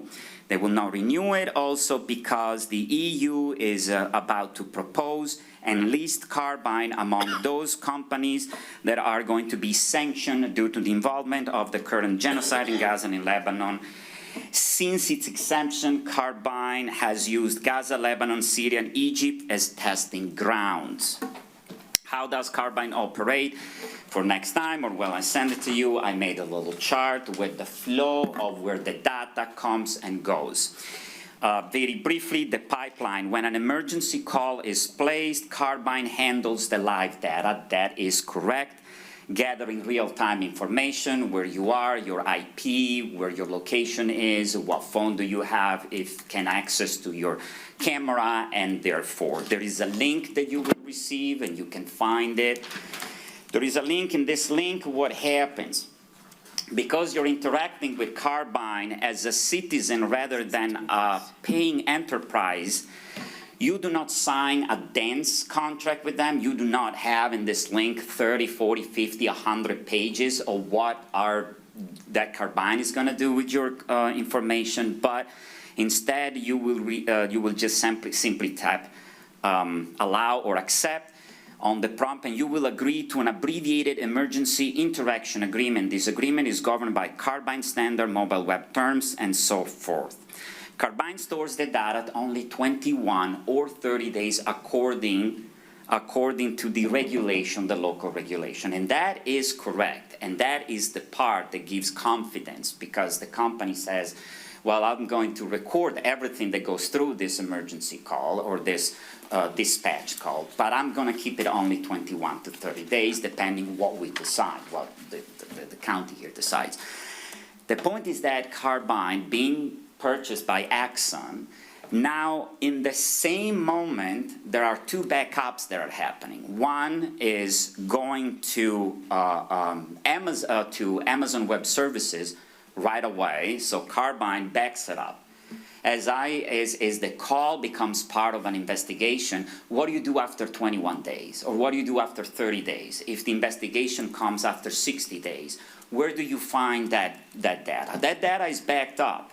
It's backed up in Exxon. It's backed up in Exxon data store called Exxon Evidence Data Storage. It's backed up in Amazon Data Storage, as mentioned before. It's encrypted and it's in a government cloud. And then the Exxon backs it up with Amazon Azure, the previous one that had to cut the ties. Therefore, Exxon backs it up with Microsoft, not Carbine. Okay, so you see where the loop is being created over there.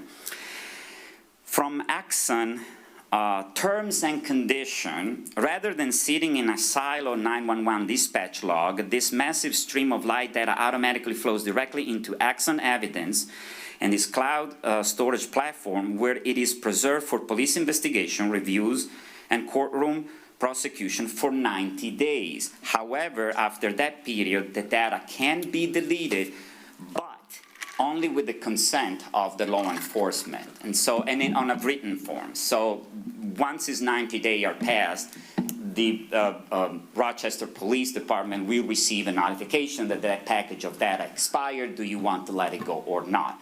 So now we're really going from 21 days to 90 days or further. But that is not even the problem, because the data backed up and stored on Amazon and Azure instead remains stored permanently, encrypted, but permanently. And it's accessible by the DHS and the FBI. At the moment, the DHS and the FBI can access making a request to the police department, unless subjects are part of Department of Homeland Security investigation or FBI investigation. In that case, they can simply access, because it's a matter of national security. That we all understand, but just so we see that this contract with Carbine has different contracts behind that. And so when I can request to delete my data from any service, but in this case, Carbine will say, well, we only keep it for 21 days, and further, and away from that, I don't have any control on whatever is stored. And this contract, there are the little prints, these contracts say that they can be subjected to change, and they can be also retroactive. In this case, specifically for me, because of the data, is that if the contract changes and it's retroactive, it could affect data that was under a different contract before that. How can this be possible? It's because a unique aspect of emergency agreements is that the consumer waives the standard consumer data deletion rights, such as typical rights to be forgotten. Carbine has an agreement with the caller, but also Carbine has agreements with other data storage companies.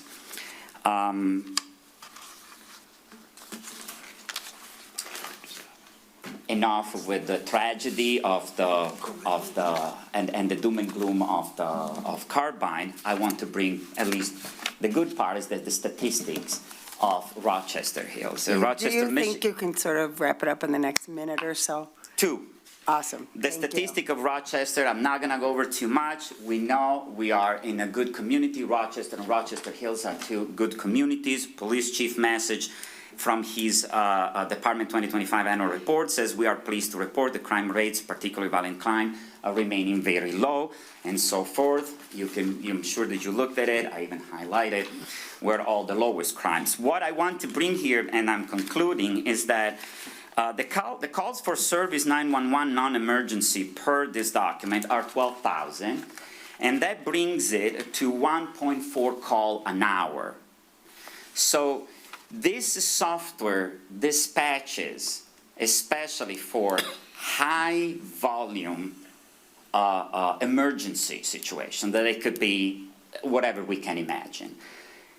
The police department in Rochester has 6 dispatchers already, and if we need to spend $100 or $200 or $300,000 for a software that will help us dispatch or pay more attention when the dispatching is happening, for 1.4 call per hour, my question is, if the crimes are declining in Rochester and Rochester Hills, and if we are all feeling safer, and if there is less traffic, as you can see from 2022 to 2024 is declining even the calls, is that there is a little bit of a redundancy into this, and maybe this is too much. It's like buying a Ferrari to go 2 miles from home to school.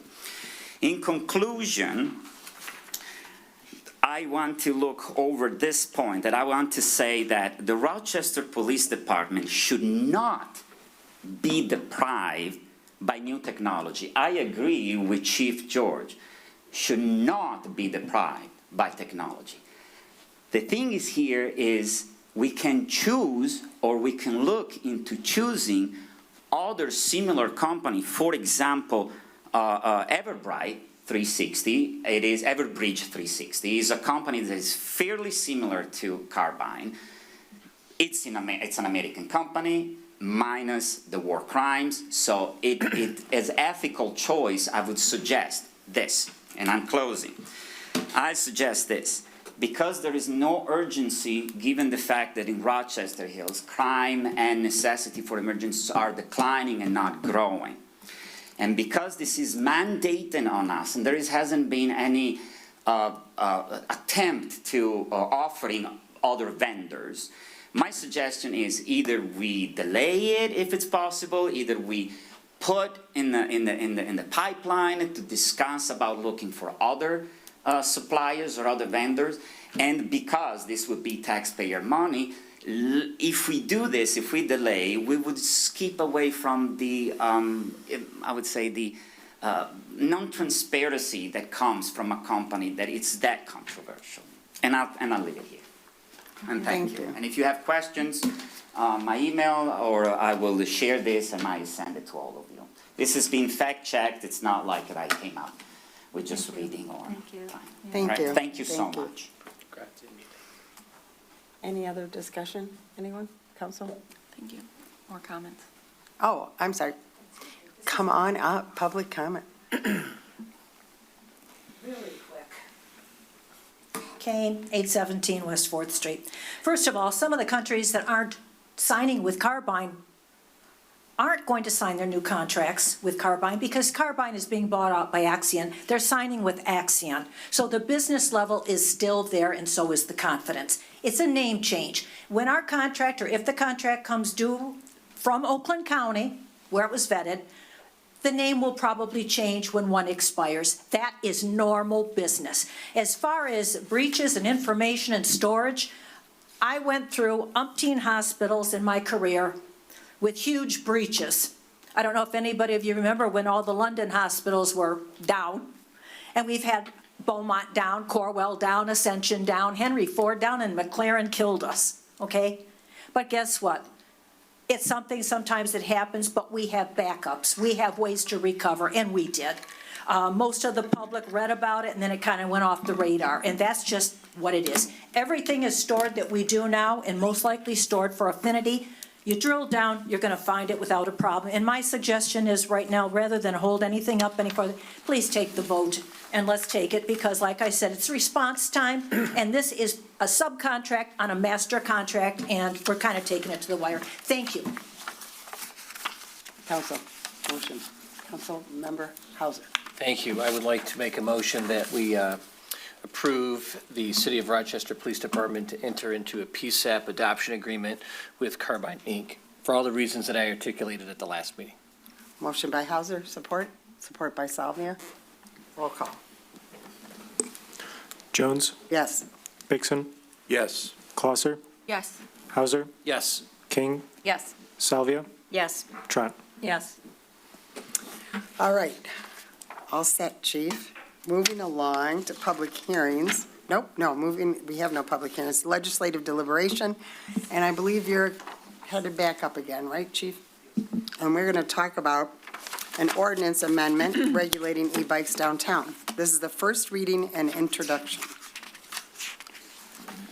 Hi there again. So yes, we've been talking about this for several months. And city attorney and myself, we got together. He drafted this ordinance.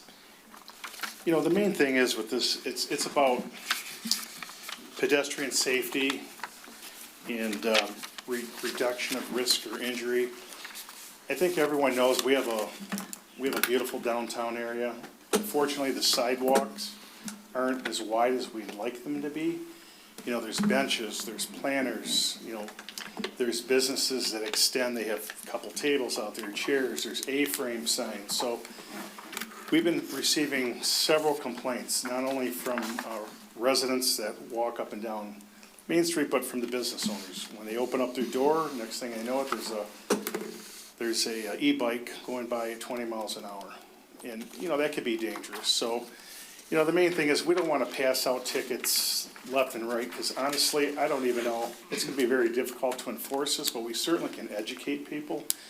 So what I did was, you have a copy of the draft ordinance, and what I did is I made a chart, and there's pictures on the chart, and it describes every vehicle that's in the ordinance, so you know what they look like. You understand the device, you know, how it's powered, the speed, the weight of it. And then I also included the Michigan law that pertains to every single one of these. So this way you're not confused. And we can always, if we put this on the ordinance, all these vehicles, we can always modify, because eventually we're gonna have to come back maybe after a year and we'll reevaluate this and see if there's gonna be any changes. The main thing is right now, and again, I just wanna say this too, is this would not apply to individuals with certain handicaps. If they have a cart, you know, to help them get around, that wouldn't apply to them. It wouldn't apply to police officers, you know, doing their job, or firefighters, or even sometimes our DPW workers have to use some type of motorized device to get down there. That wouldn't apply to them. So the main thing that you would have to decide is the boundaries. How far do we want to go with this? If you agree that we need a safety zone downtown, what are your boundaries? So I believe in the original, if you read the ordinance, we put on Main Street from 2nd Street all the way up to Romeo Street. And there's a reason why we did that. Two reasons. I don't know if in the summertime, if you ever drove by La Puma's, there's people wrapped around the building on the sidewalk, and it's tight down there, and the Dairy Queen. There's nowhere to go in the Dairy Queen. There's people sitting on the walls, on the sidewalk, and that's the last thing you know, you just don't need an e-bike hitting them or an electric motorcycle hitting them going 20 or 30 miles an hour. We've been very lucky so far, but yeah, so that's the main thing. Or we keep it simple. We keep it simple. We keep it on Main Street from 2nd to University, both sides of the street, east and west, and maybe we can look at it later, maybe 6 months or a year later. I'll provide you with statistics. How many people we stopped, how many people did we warn, how many citations were given, how many people were injured. I can provide you with that, and then we can decide, you know, from that point on, if we want to amend this and increase, you know, the length of the safety zone, I call it. But that would be up to you. I also incorporated some pictures of our downtown just to show you how narrow the sidewalks are. And, yeah, so this would be very simple. I don't think we got what you were Yeah, we referring don't to. have any pictures. Oh, you didn't get pictures? We didn't get the pictures or the diagram. All we I have it all. got, we just got the We just one got page. the ordinance language. I just- sent we just the got whole packet's one PDF. I don't think it made I it. don't know what happened. That's okay, Did you this get is the a, pictures of the devices? No, No. I have no Hours on pictures. the only thing, Just a picture of the chief smiling. AI, chief, AI. No, no, seriously. but I- that's we didn't okay. get it. It's It comes in one- that's okay. Well, Sorry. I'll, It's the first reading, and, yeah, yeah, I mean, just to, I'll hold this up. This has all the devices and pictures. Can you blow it up? I love And that. these are all the laws that apply to each. I love that. But I think the most difficult thing that you would have to decide, what are the boundaries gonna be? And signage is important, education is important. What we would do as the police agency, I would contact the DDA. we would notify all the business owners. Maybe we can make up some literature they can pass on to their customers. Our school liaison officers stated that they would go to all the schools and pass out literature to all the, who drives a Oh, lot? that's a great It's the idea. students. Yeah. So we can notify them. I can notify the local newspapers, Oakland Press, C&G. So we can go on our Facebook page. The education's important. And we wouldn't even enforce this. We'd give people at least 30 days. You know, we'll educate them. And again, our goal is not to keep, we don't want to write tickets.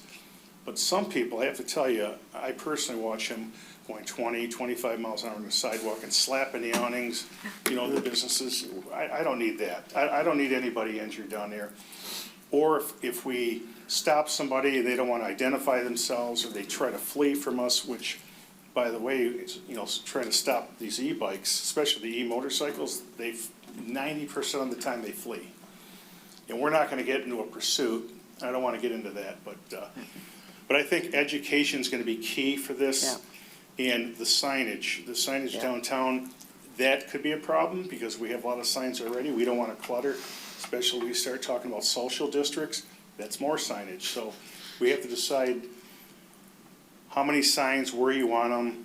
But the main thing for you guys to decide is what are our boundaries? Where do we want to start off for the boundaries for this, if this is what you want? I do believe something has to be done. Yep. I don't want to ignore it anymore. It's just, you know, there's so many things that are going on all at once here.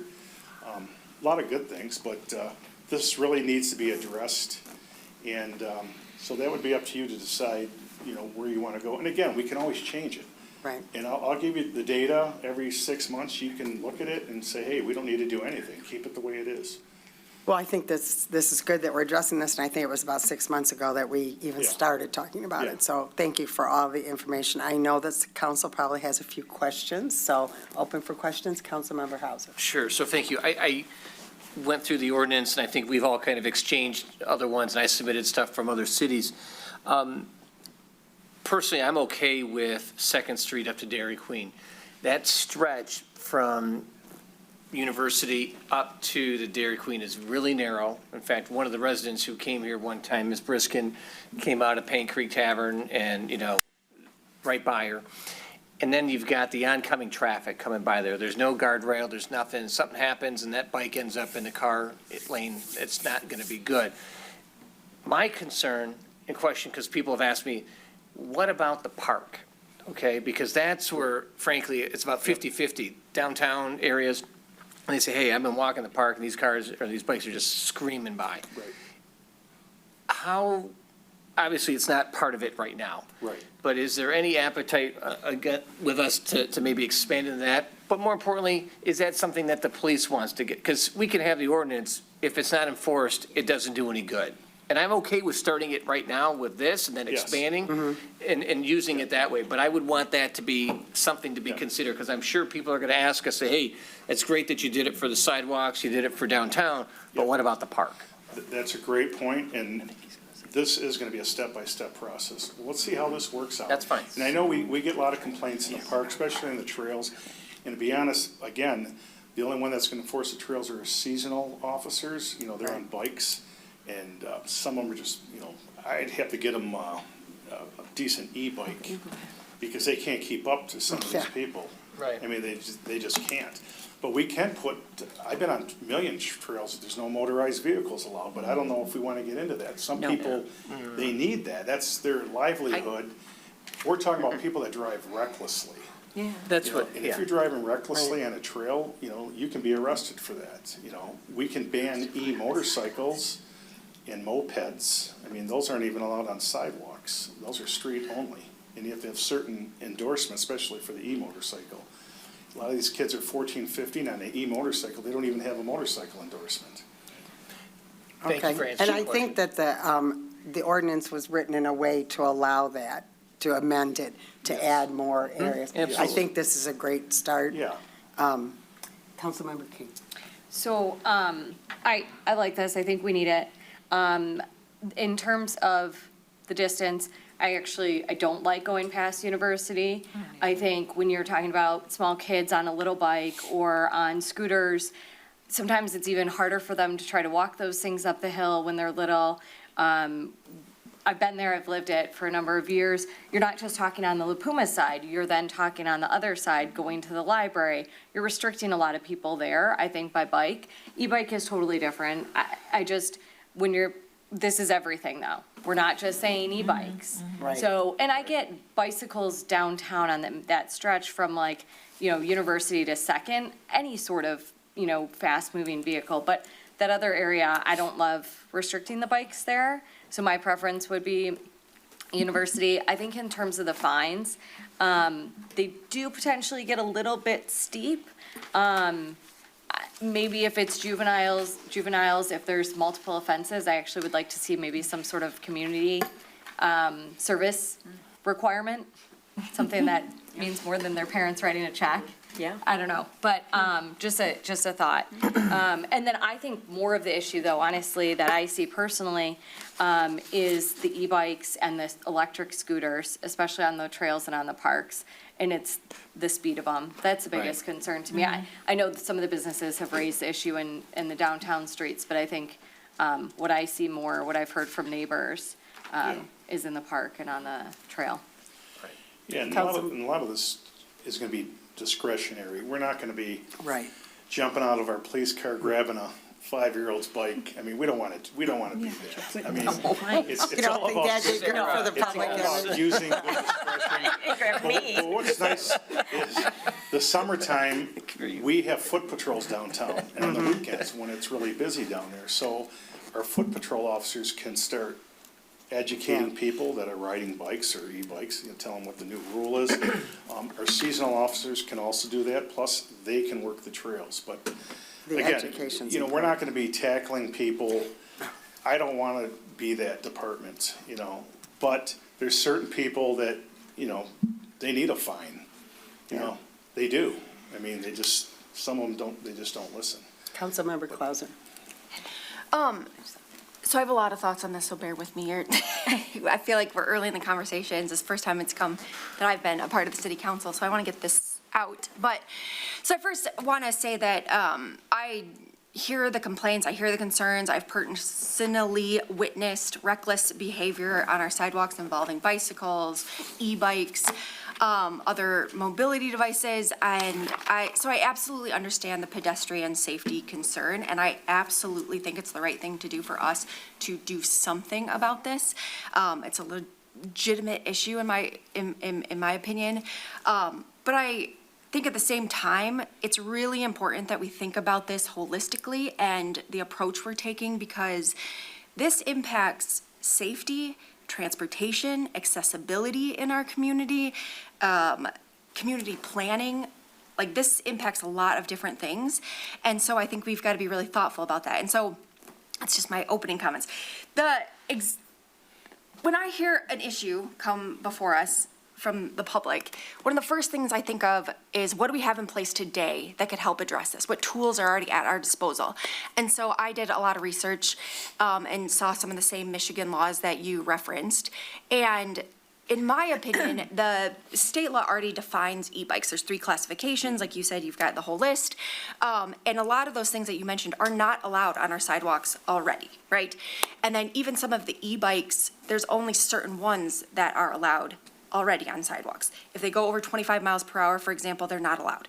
So there's already that. And then there's already a generic Michigan law, and I have them all cited here, but you probably have them too, that requires any bicycle and e-bike to yield to pedestrians, meaning they need to stop, right, give them the right of way, or they have to give an audible signal, a bell. They have to say, I'm passing on the left, right, before they can pass.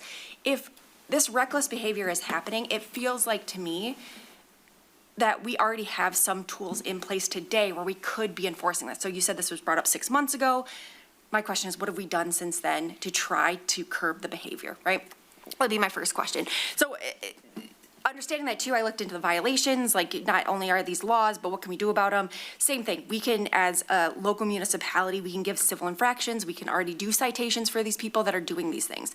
So to me, I think we have some tools already at our disposal that we're not utilizing.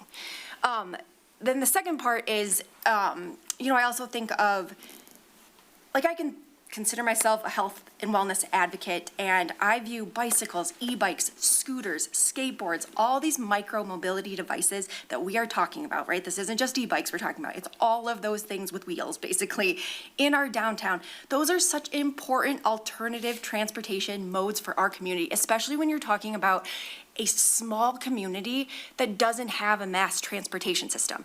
These are the kind of things that promote active lifestyles, being outside, independence for seniors, accessibility for a lot of people. And this isn't theoretical. I was at the stoplight today and there were 2 seniors with helmets riding their e-bikes to Saunders to get ice cream. They were going 5 miles per hour. Literally, I took a picture of them because I was like, this is serendipitous, right? We have employees, I am pretty sure, you should confirm with Touraloo and others, but there's an e-bike that's parked outside Touraloo almost every day, and I'm pretty sure it's an employee in the kitchen that uses it. There is also, I believe, someone at La Puma's that uses the one-wheeled balancing thing, I don't even know what they're called, always going through the park on it to La Puma's. Maybe they're a frequent visitor of La Puma's like myself, or they work there. So this isn't theoretical, right? Our residents, our employees, the people that live here are using these for transportation around our small city. The other thing I think of is, you know, we pride ourselves on these parks, on the trails, on being outdoor friendly, active living. We're talking about health and wellness, and we're building a skate park. And then on the flip side, we're like, but you can't do any of that downtown, right? We're prohibiting it. And I just feel like that might send the wrong message and kind of conflict with the image and the community values that we're building. All that said, that doesn't mean we can't do anything. I think a couple of things. I think what's important too to recognize is that, again, this goes beyond e-bikes. We're talking about all these things with wheels, which is concerning to me. And I also think that these technologies evolve over time.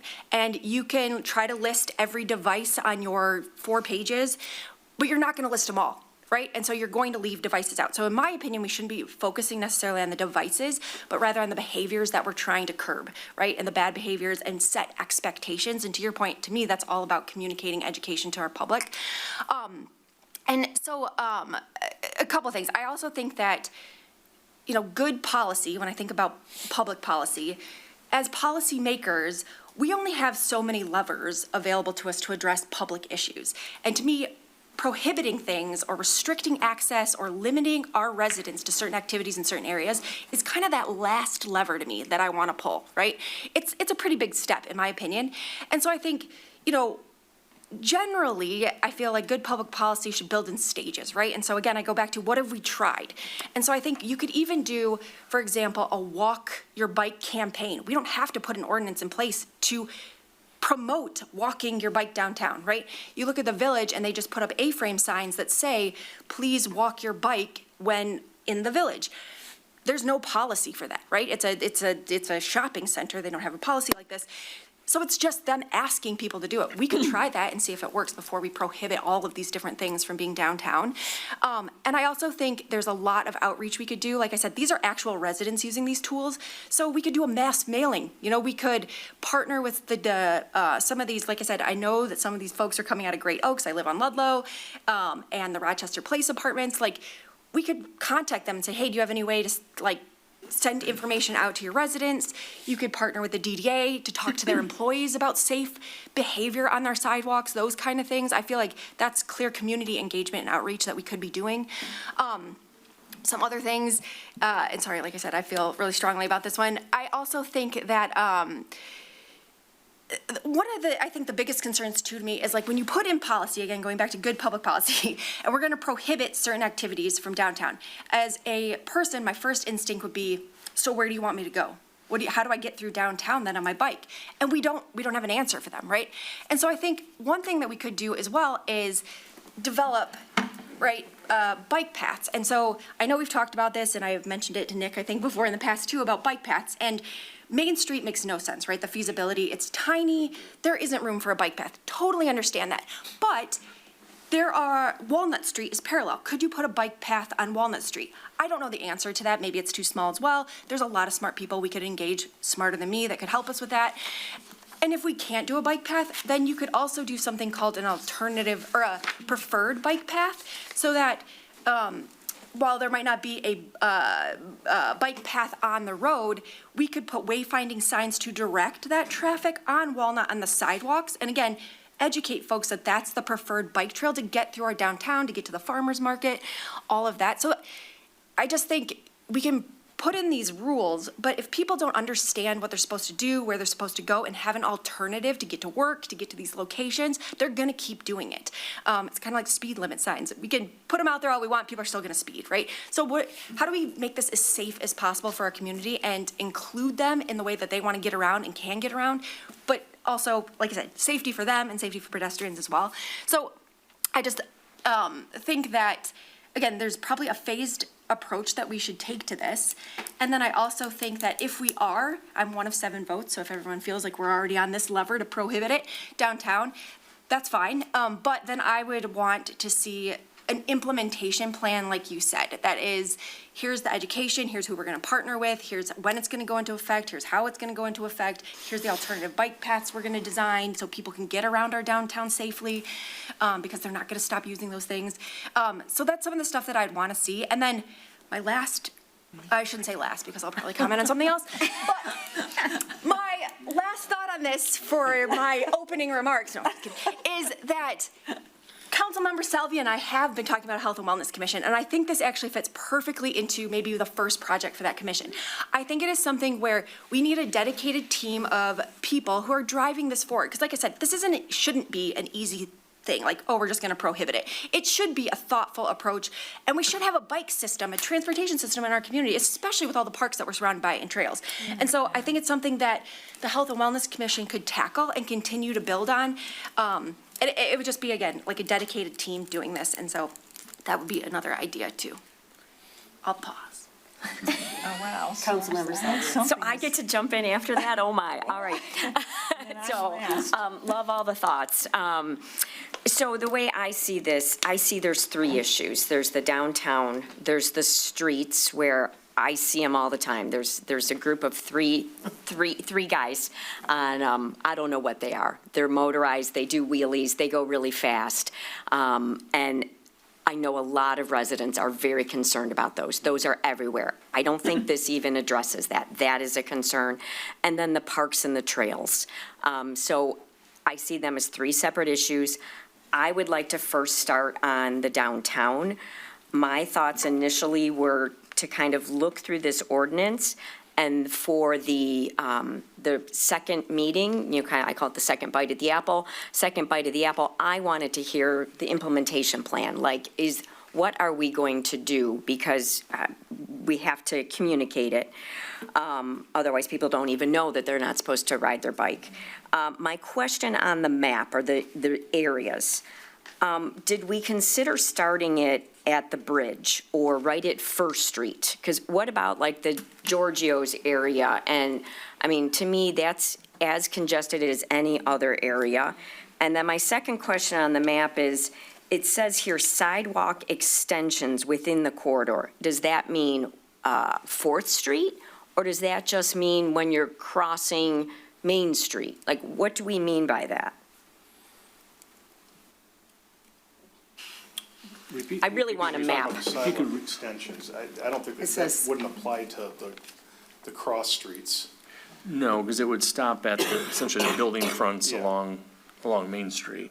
Okay, so just Main Street. So it says, Just Main Street, so maintain Walnut's pedestrian fine. walkways, plazas, and sidewalk extensions within the corridor.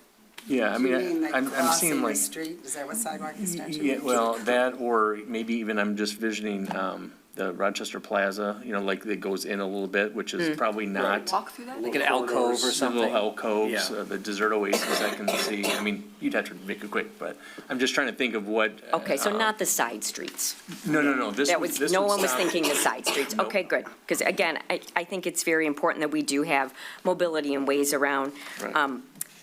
Councilmember, your thought on the littles going up the hill? We do have the bypass underneath to get to the library, so, we do have a safe bypass. Honestly, I wish everyone just used the bypass, because it's so much safer.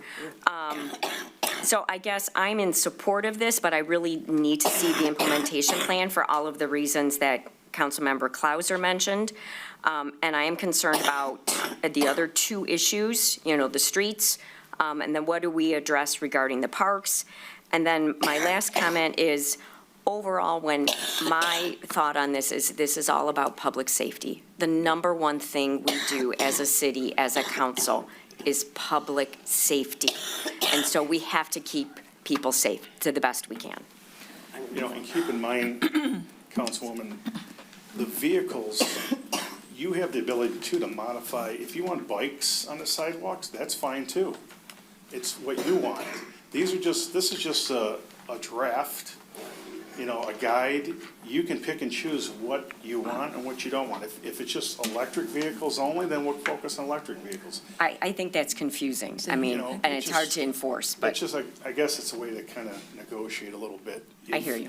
You know, if you're worried about, you know, people on their bikes, but still, the bottom line is, our sidewalks are just way too narrow. And I'll be honest with you, if we really have something happen downtown, the people are gonna be running in the streets, because there's I mean, you got A-frame signs everywhere, the benches, you know what I'm talking about. It's just, it's very tight.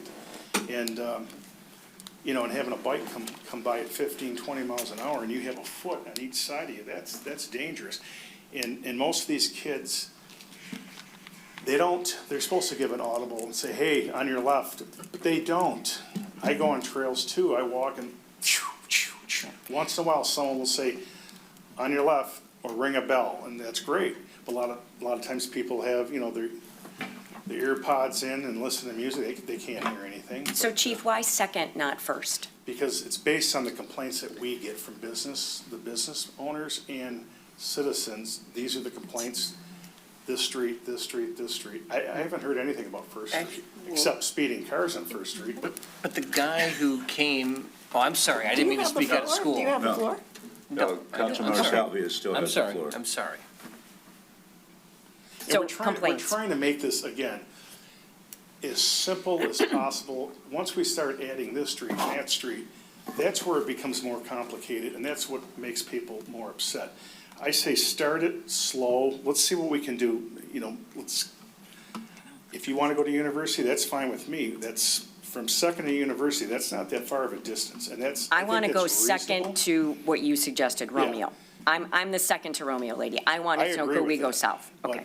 But I'm saying, if you said, hey, we want to go to university, that's fine with me too. It's just, we can start off, we see how this works, we see how the education works, the compliance goes, and then we can always modify it. Simple as that. No, I'm all set, no. don't worry. Councilmember Trent. I'll go, okay, all I was gonna say is, I would be supportive of First Street, because that's where the chiropractor came to the last meeting and sent the videos that showed where they were, riding in the street, right when they come in off that hill there. So I don't have an objection to First Street up to the Dairy Queen. You know, we'll save the park for later on, further discussion, the streets for further discussion. But to me, I think First Street probably is where it ought to start, because that's where that video was sent from that Macaulay, the chiropractor. Yep, that's it. Thank you very much for letting me talk. Councilmember Trent. Yes, this is a big problem to tackle, and I am not for going up to Romeo. I don't see how we have our, you know, a bike transportation via no car to get around, to get anywhere past University. If you can't go through the park, they're going to be going, I don't know how they're going to get through Go through the town. park. No, but they're talking about banning it in the park, so, yeah, I mean, well, I understand, but that's what, I have the floor. Can I finish? Yes, go ahead, Councilmember Trent. Thank you. Sorry. Okay, so what I'm saying is, that is not what I'm for. What I am, however, for is continuing to walk your bike or walk your e-bike from First Street, I'd like to extend it first, to University. And there are some bad players, and I've seen them, and they're scary. And if you started with there's a consistency, too, of the bad players, I've been told.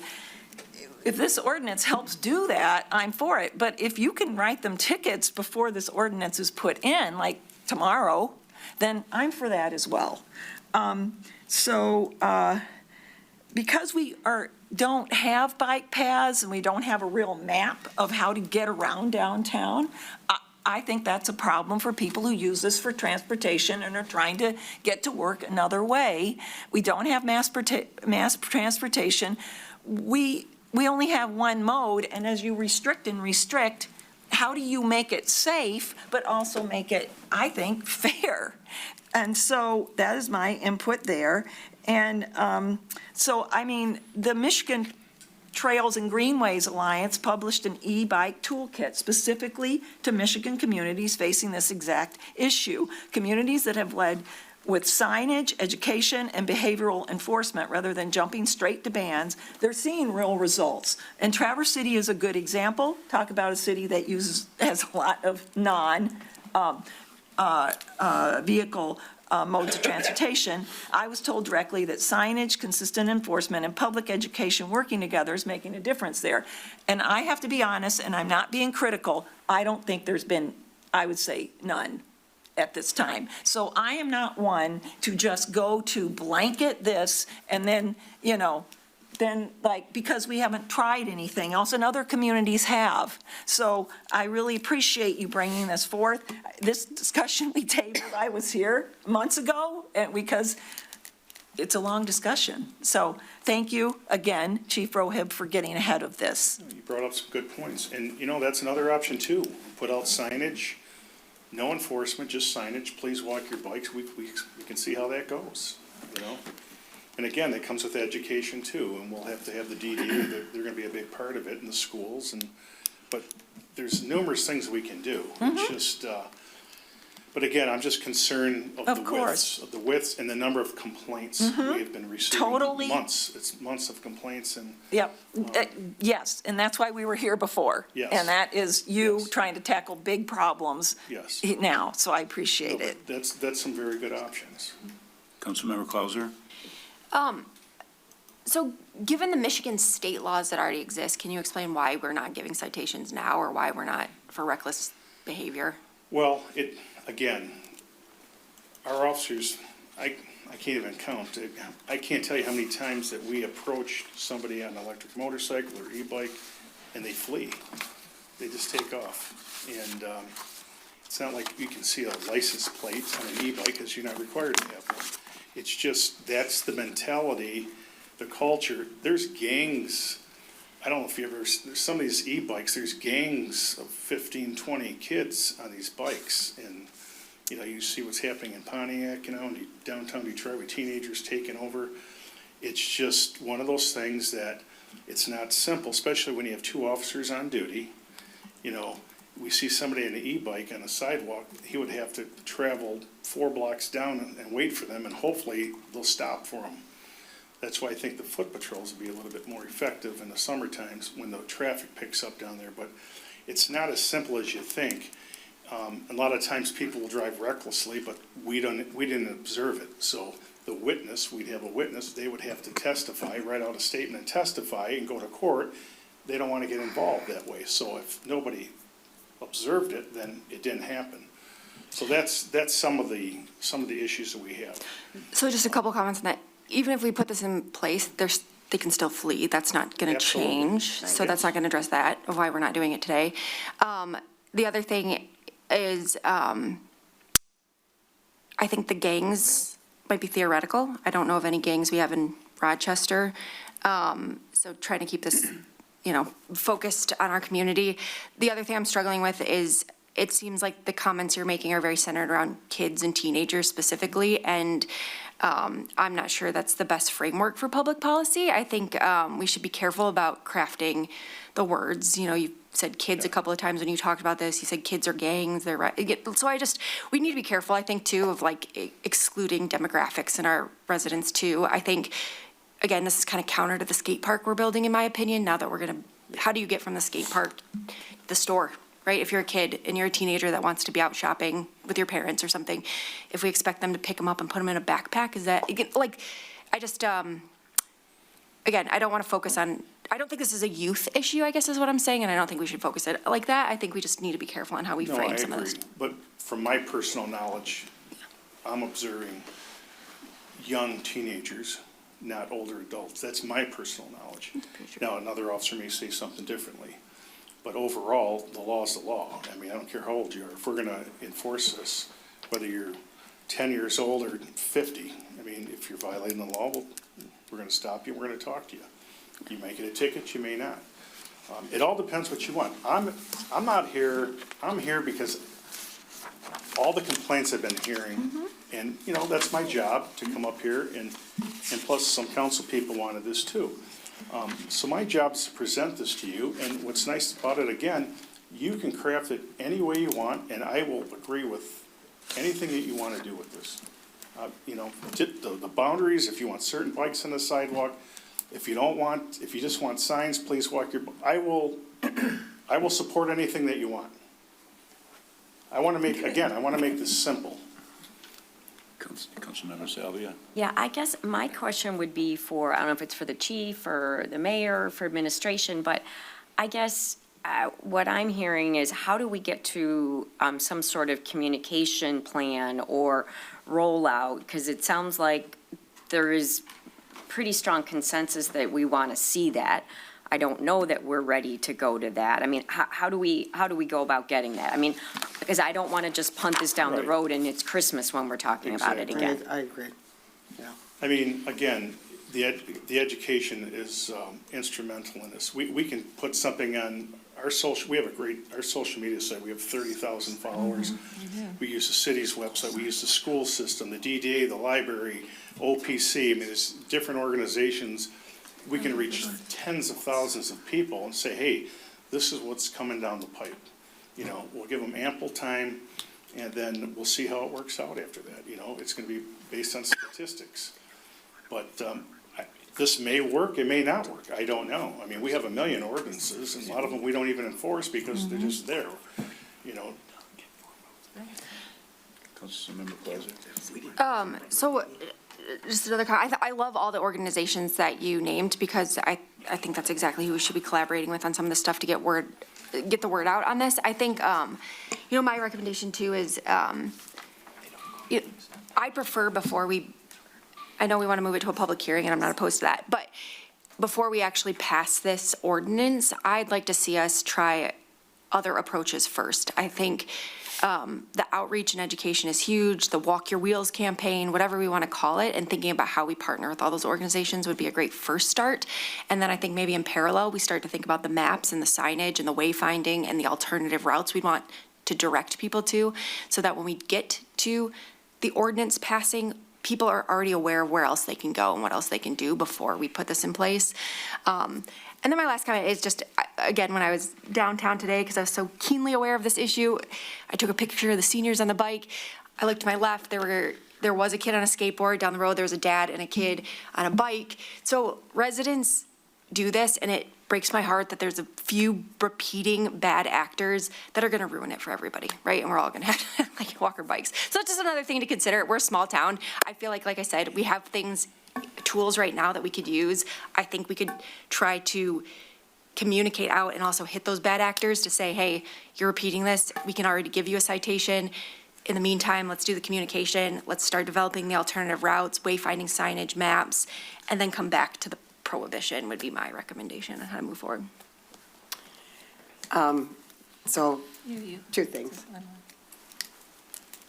I was going to comment when everybody, go ahead. Okay.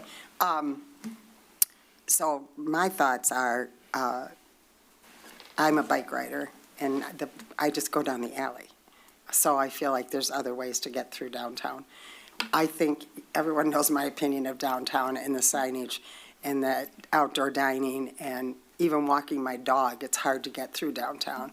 So I think asking someone to walk their bike 3 blocks is, personally, I don't think that's too much. They're still getting exercise, they're outdoors, they're just walking their bike.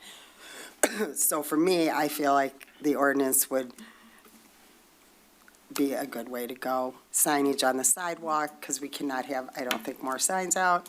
I agree, I think Councilmember King had a great point about how far to extend it. You had a good point about going up the hill and everything, so maybe we need to look at but what today we're deciding, is this even going to a second reading? So that's what we're here. This is the first reading and the introduction, which we've had questions. We have to decide if it goes any further. So it would be a motion to be made, and then we'll see. Oh, do you have a? Yeah. Well, I was just going to comment. I agree with a lot of things that were said. I'm not sure about the parks and the trail. As people know, I ride the trail. Yeah. I don't consider the e-bikes a huge problem on the trail, but again, that's just my experience. But the downtown, and I know, you saw some seniors riding and stuff, but I mean, to me, that's just inconsiderate to be riding your bike downtown when there's people walking and we shouldn't do that. And to me, that's just being polite to people. That's not transportation and stuff. That's just being decent. And you can't say on your left because people have their headphones on and people don't listen and stuff. So I think we need to study that, but I would be for it for the downtown.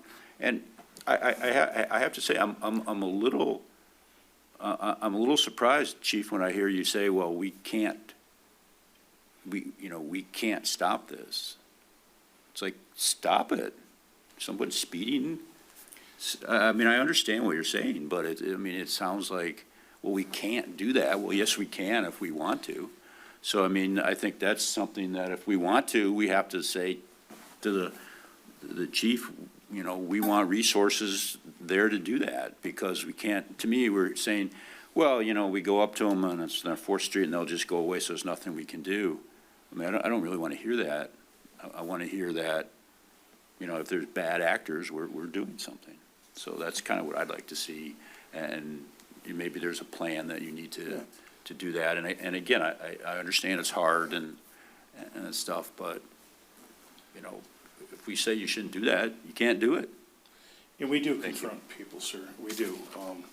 However, it's difficult with the resources that we have to monitor the sidewalks most of the night, But there's many times where our officers will go up to somebody and talk to them, and they're on their way. There's been a few occasions where, it's the same people, then they're juveniles, they've called their parents. But it's something that we don't focus on every single day, that's what I'm trying to say. It's difficult, it is, but, I mean, if someone's complaining and their officer's right there, of course they're gonna go up to them and talk to them. So before we go on to a motion, I kind of want to summarize just a little bit if this does move forward. It sounds like we really are, very important to all council members is the education process, that needs to happen if it moves forward or not.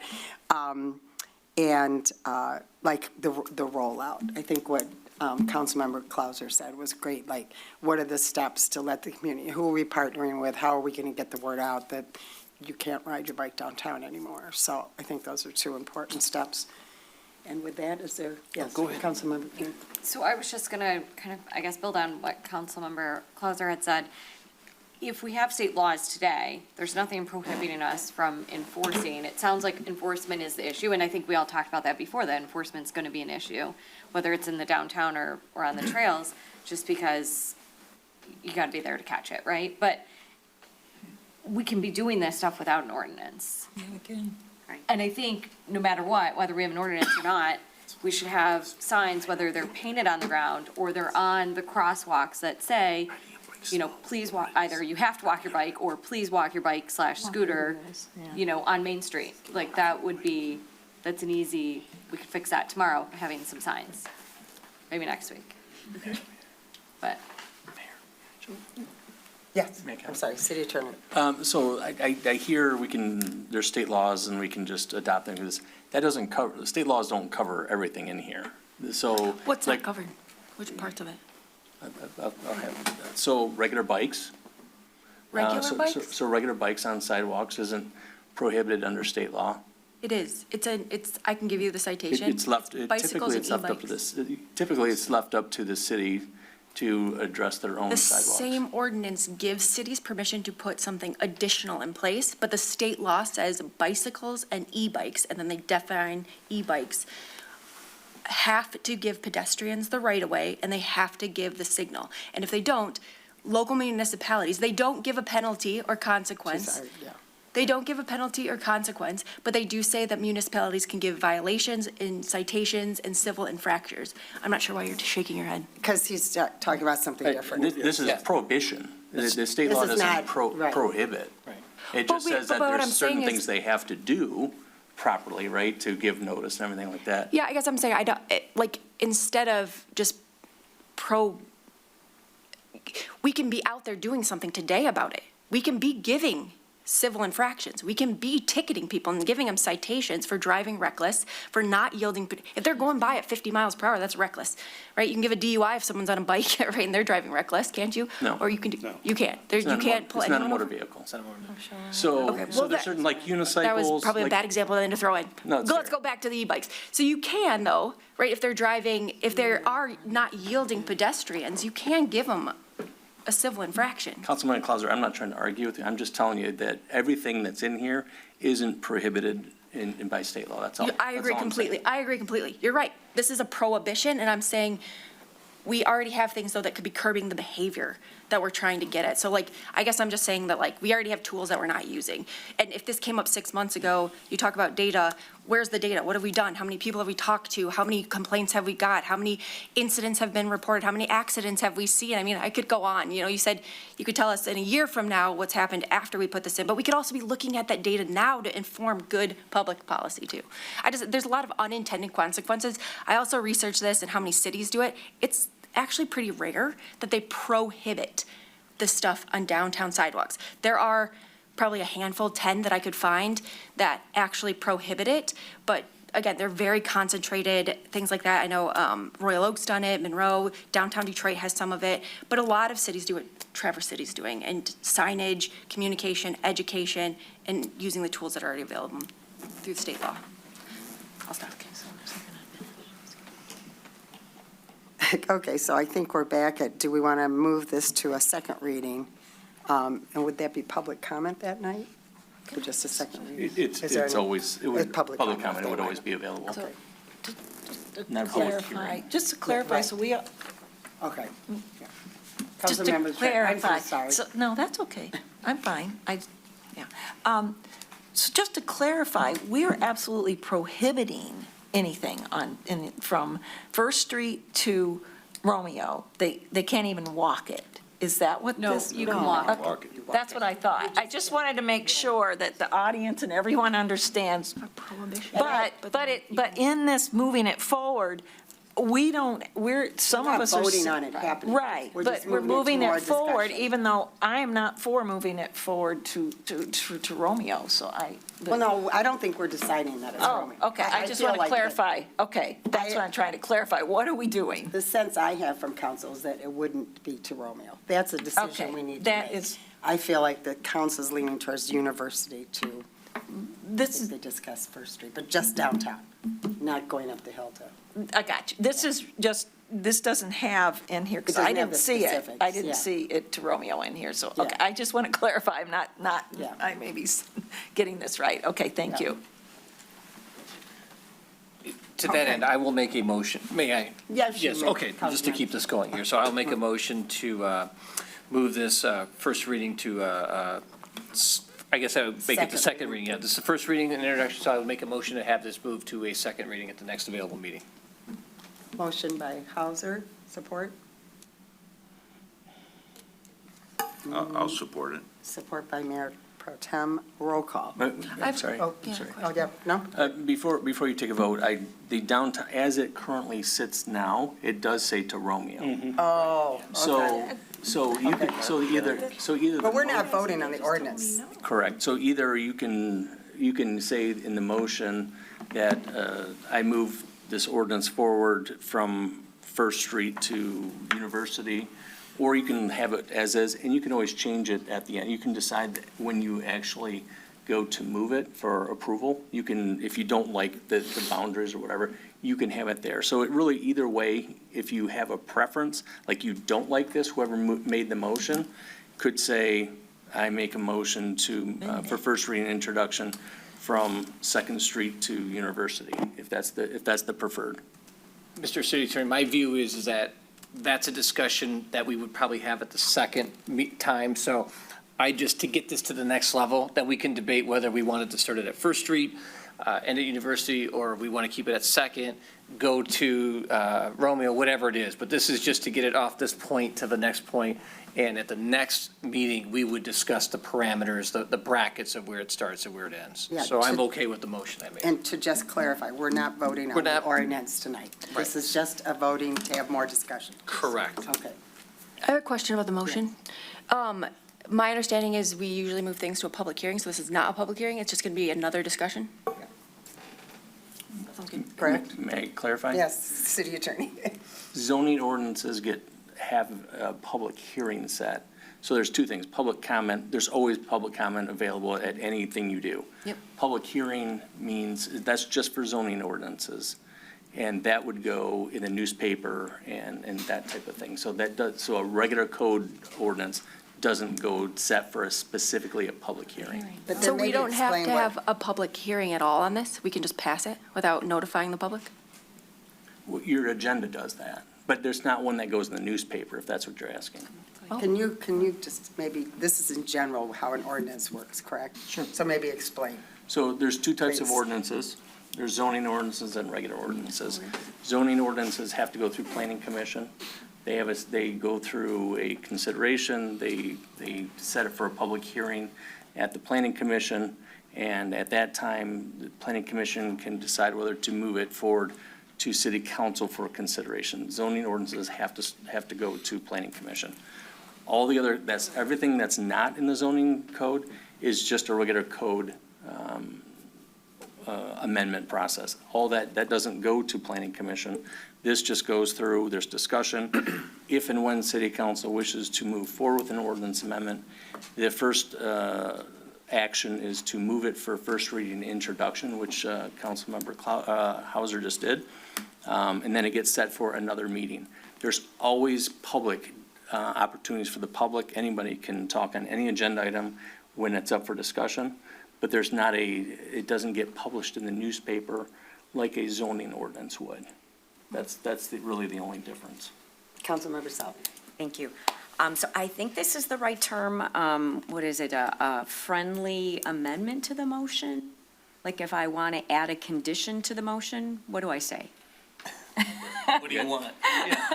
Well, I would like to suggest an amendment to your motion, which would include the concerns that Councilmember Clauser has in terms of the communication, the rollout, where are the signs going to go, all of those things. Like, I really don't want to vote on this until I know how it is going to be implemented and what are we going to do differently than what we're currently doing today, other than the fact that we're going to have an ordinance on the books. So how do I make that in a friendly amendment? I mean, You could do that if you want to. Okay. But if you get to the next hearing and you're not comfortable at that hearing because there's still more information you want, then you just don't move it for second reading and adoption at that point. Because since I already told Chief that the next time we talk about this, those are the things he has to bring for discussion. Okay, And I then just when- wanted to make sure that was Yeah. clear. And I think that, the signage and all that and the boundaries will all be decided at the next. Okay. And then we vote on it, if we want the ordinance or not, at that point. That's how I understand it, correct? Or if you want more time, Or if we want You more can- time. We don't have to vote, we can punt it at the next meeting too. Right, just to be clear, my Yeah. motion was strictly to get it from today to another discussion so we could be a little bit more specific as to the rollout, parameters, brackets, definitions, all those issues. That's all that was right now. So moving it forward is not a yes to the ordinance. Moving it forward is 100%. just more discussion. Is that right? Okay, roll call. I think we have a motion and a support. This was a support. Jones, No, Yes. Stewart did. Oh. Vixen, Yes. Clauser, Yes. Hauser, Yes. King, Yes. Salvia, Yes. Trent. Yes. Awesome. Thank you, Chief. That was a very good discussion. I appreciate everybody's input. Because I've left the meeting 3 times, I wonder if it's okay if I move something that I have to do up on the next segment, just in case I have to leave again. So I apologize to everyone. I have to do the mayoral nominations to the boards and the commissions. and then I might be leaving, and Mayor Pro Tem's going to take over. Okay, I would like to make an appointment to City Beautiful Commission of Darlene Reeman. I need to have a motion of support. I support. Okay, support by Councilmember Trent and support by Councilmember Salvia. We don't vote on those, do we? Oh, we do. Okay, roll call, please. Jones, Yes. Bixson, Yes. Clouser, Yes. Hauser, Yes. King, Yes. Salvia, Yes. Trent. Yes. Very good. I think you can do As a them all slate. at once. I was told these appointments have to be separate. The renewals I can do together. Okay. I did ask that ahead of time. There's only one more. To the Historical Commission, Josephine Sakowski.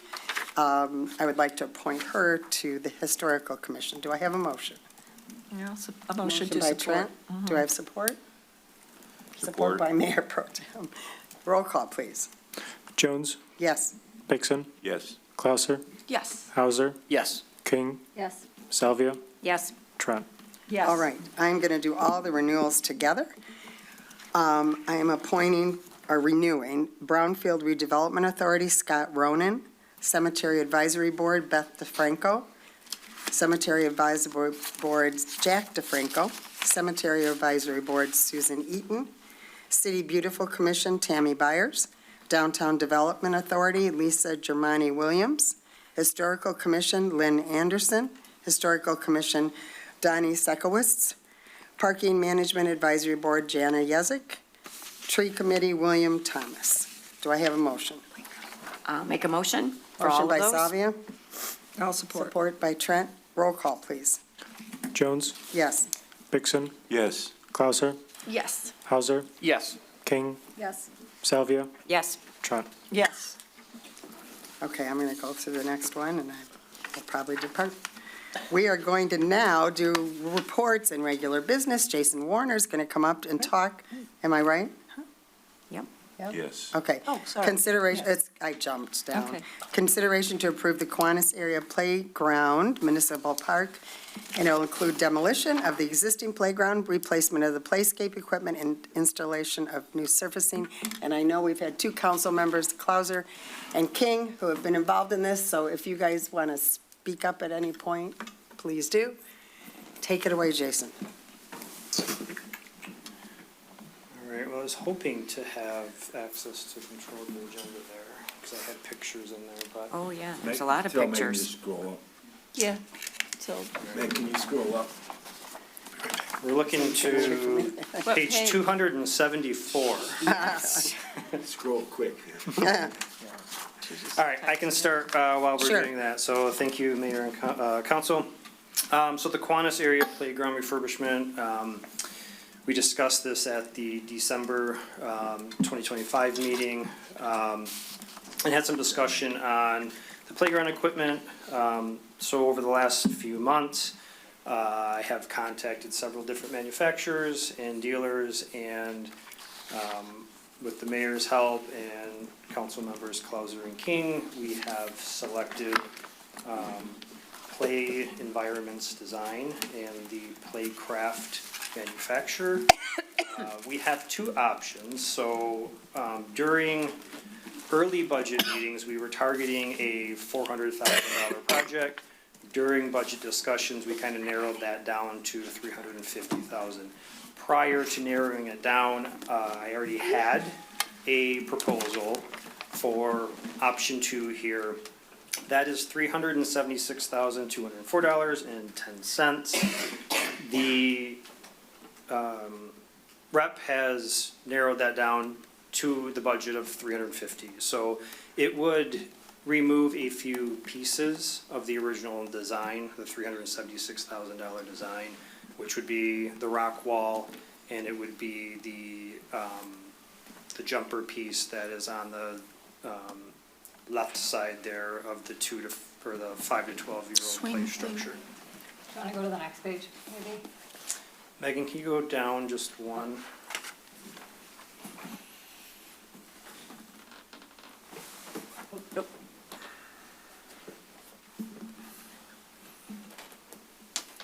up a little bit. We're looking for the other.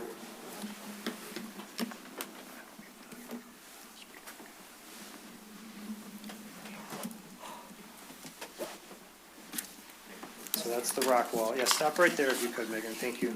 Yep, so this is rock wall, and then this piece here that extends off. It's called a rumble board or something? Yeah. So if those were not added now, they could potentially be added later. We would have the space. It would cost a little bit more with having to cut the turf and do the foundations then. So can be done later, but doesn't have to. So what we have is the two options here, one within the $350,000 budget, and then the second one that's $376,000. So what I'm looking for tonight is a motion to approve a contract with Play Environments Design and to select one of the options. I was notified a couple weeks ago that there is a price increase on material that's coming. It would increase the price of about just over $7,000 on June 1st. So the goal right now to not hit that additional increase is to get it approved tonight so we can at least get the order placed within their system to hold their pricing. Council,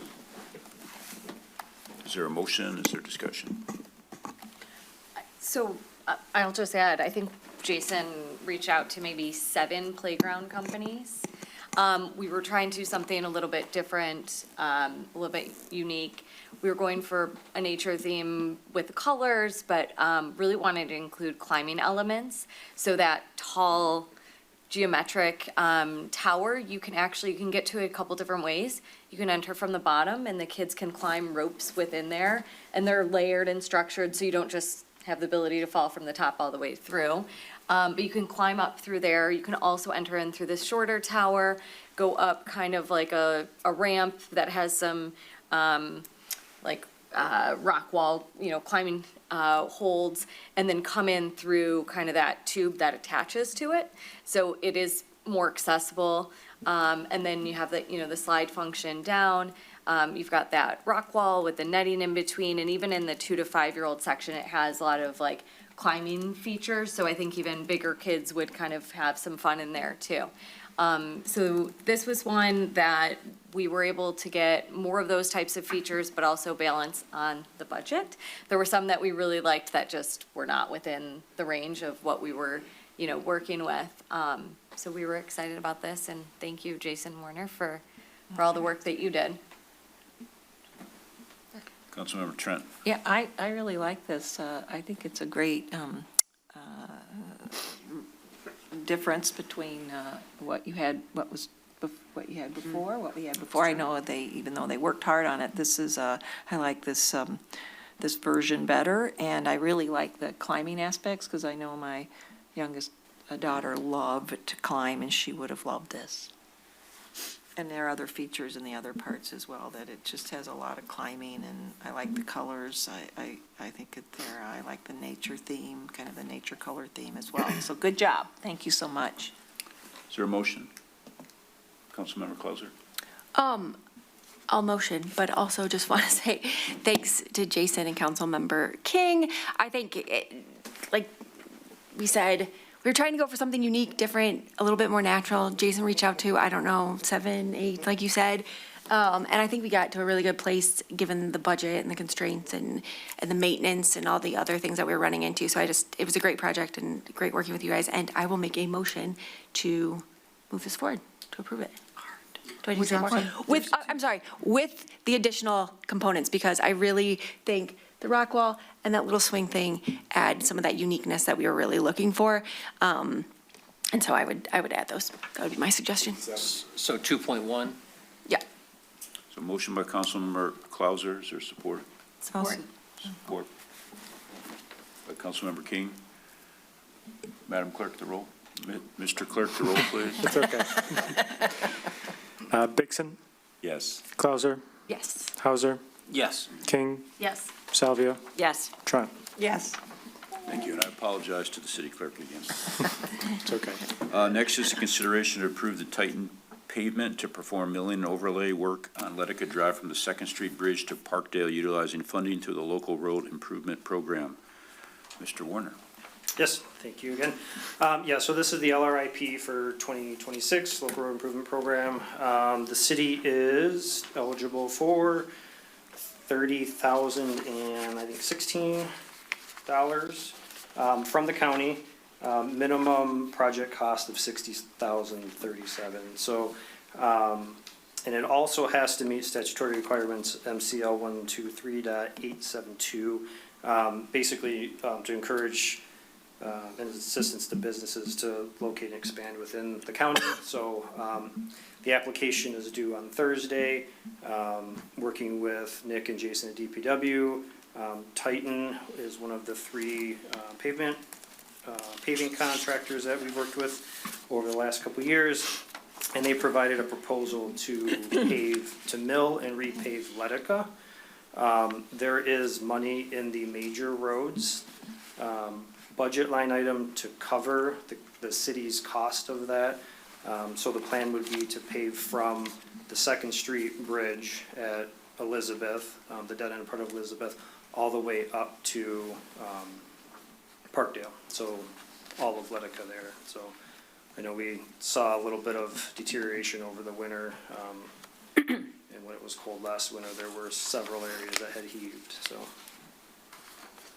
Total project cost is $267,000 and $17.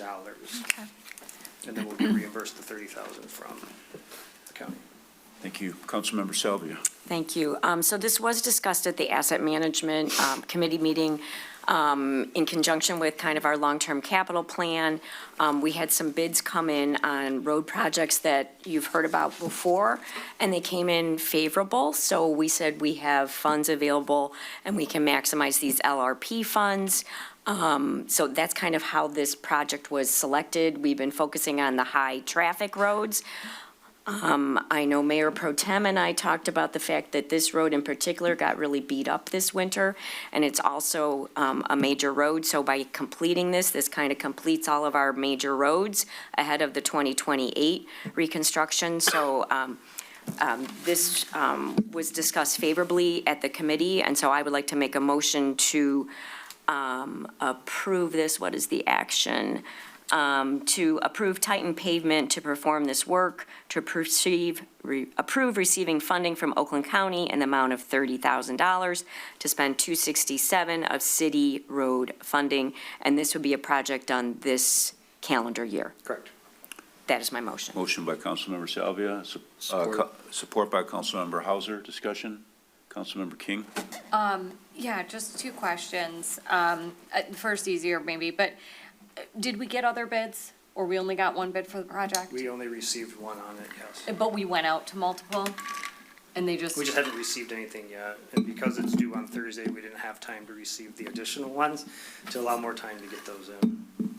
What's due on Thursday for the Just the LIPR application funds? to the county, just saying that we're going to participate, and then an explanation of what the project is, just so they can approve the project. So what if other bids come back that are more favorable? Are we able to change who we're working with? We could, yes. Okay. Thank you. And then just the second one, since I'm not in the asset committee, so what defines major versus local roads? Two-part. And I think I've phrased this before. It would be really helpful for those of us not on the committee if maybe we had like a view, a map, not just like a map of the roads, but a view of what's coming in the future, right? Like, what are we planning for and how to, a bigger picture view than just each individual request? Because I'm making a decision off of, I know you guys are doing, the right thing and you know a lot about it, but I'm making a decision and voting on something that I only see this one project. I don't know, the scale of everything else in the city and what really needs to be prioritized, so. Yeah, so it's a good point. This is something that I've already talked to Marcy about. We're gonna make a note to at least keep LRIP in the budget discussions for paving. It's just something that I probably should have had in there because, I worked on it the prior year and didn't think about it. The question about what's local and what's major, I actually don't know. So I don't know, Nick, or if. Traffic volume. Traffic volume? We have maps on our website, even I have them. I'll show you. We truly don't have that many, like Runyon's a major, we'll be doing that this year, Medica's a major, we think like subdivision roads, local, community, local roads, so, but we can share that map, we have very few major roads. And obviously Rochester Road's on a different, its own project and timeline. Yeah, it makes sense. Okay. Further discussion? Madam, Mr. Clerk, the roll. Take a while. Dixon, Yes. Clauser, Yes. Hauser, Yes. King, Yes. Salvia, Yes. Trot. Yes. Thank you. And apologize to the city clerk. Give a standing apology. One more time. Next is a consideration of purchasing a big, expensive ladder truck. Chief Emma, welcome tonight. Thank you. Happy to be here. Are you really? We will see. So, we gotta start out with a laugh, right? Right. So, I'm gonna read some statements, some questions that I had got, so that way everyone's on the same page. So, bear with me for a few moments here, then I'll answer questions. So, thank you for allowing me the opportunity to speak tonight regarding the proposed purchase of the new Sutphen 100-foot aerial ladder truck for the Rochester Fire Department. I'll be honest, as a new fire chief for the city of Rochester, I understand the significance of standing before council and asking for the consideration of this large of a purchase. I understand this is a major investment, and I also understand the responsibility that comes with bringing forward a request of this size. At the same time, while I may be newer to Rochester, I am not new to the fire service or the apparatus of planning. I have over 28 years in the fire service and more than 10 as serving as fire chief. In my previous department, I was able to successfully bring a ladder truck to that community after having gone 30 years without one. I've seen firsthand the operational value, firefighter safety improvements, and long-term benefits that a properly planned aerial apparatus can provide to a community. Now, this is not a decision or recommendation that I make lightly. Since stepping into this role, one of my priorities has been taking a hard and honest look at the long-term operational needs of the department, the condition of our apparatus fleet, and what we need to continue to provide reliable emergency service to our community for the next 20 to 25 years. After evaluating our current ladder truck, reviewing the operational needs of the city, and speaking with firefighters and command staff, and looking at the realities of today's fire apparatus market, I believe this is the right opportunity at the right time. Our current ladder truck is a 2000 Pierce Skyarm that is now 26 years old. Now, while that truck has served the community well and continues to operate, it is well beyond its commonly accepted frontline service life for this type of apparatus. Like any aging emergency vehicle, we are seeing increasing maintenance costs, more downtime, and growing challenges with repairs and parts availability. This request is not being brought forward because we simply want something new. This request is about being proactive before reliability becomes a larger operational issue.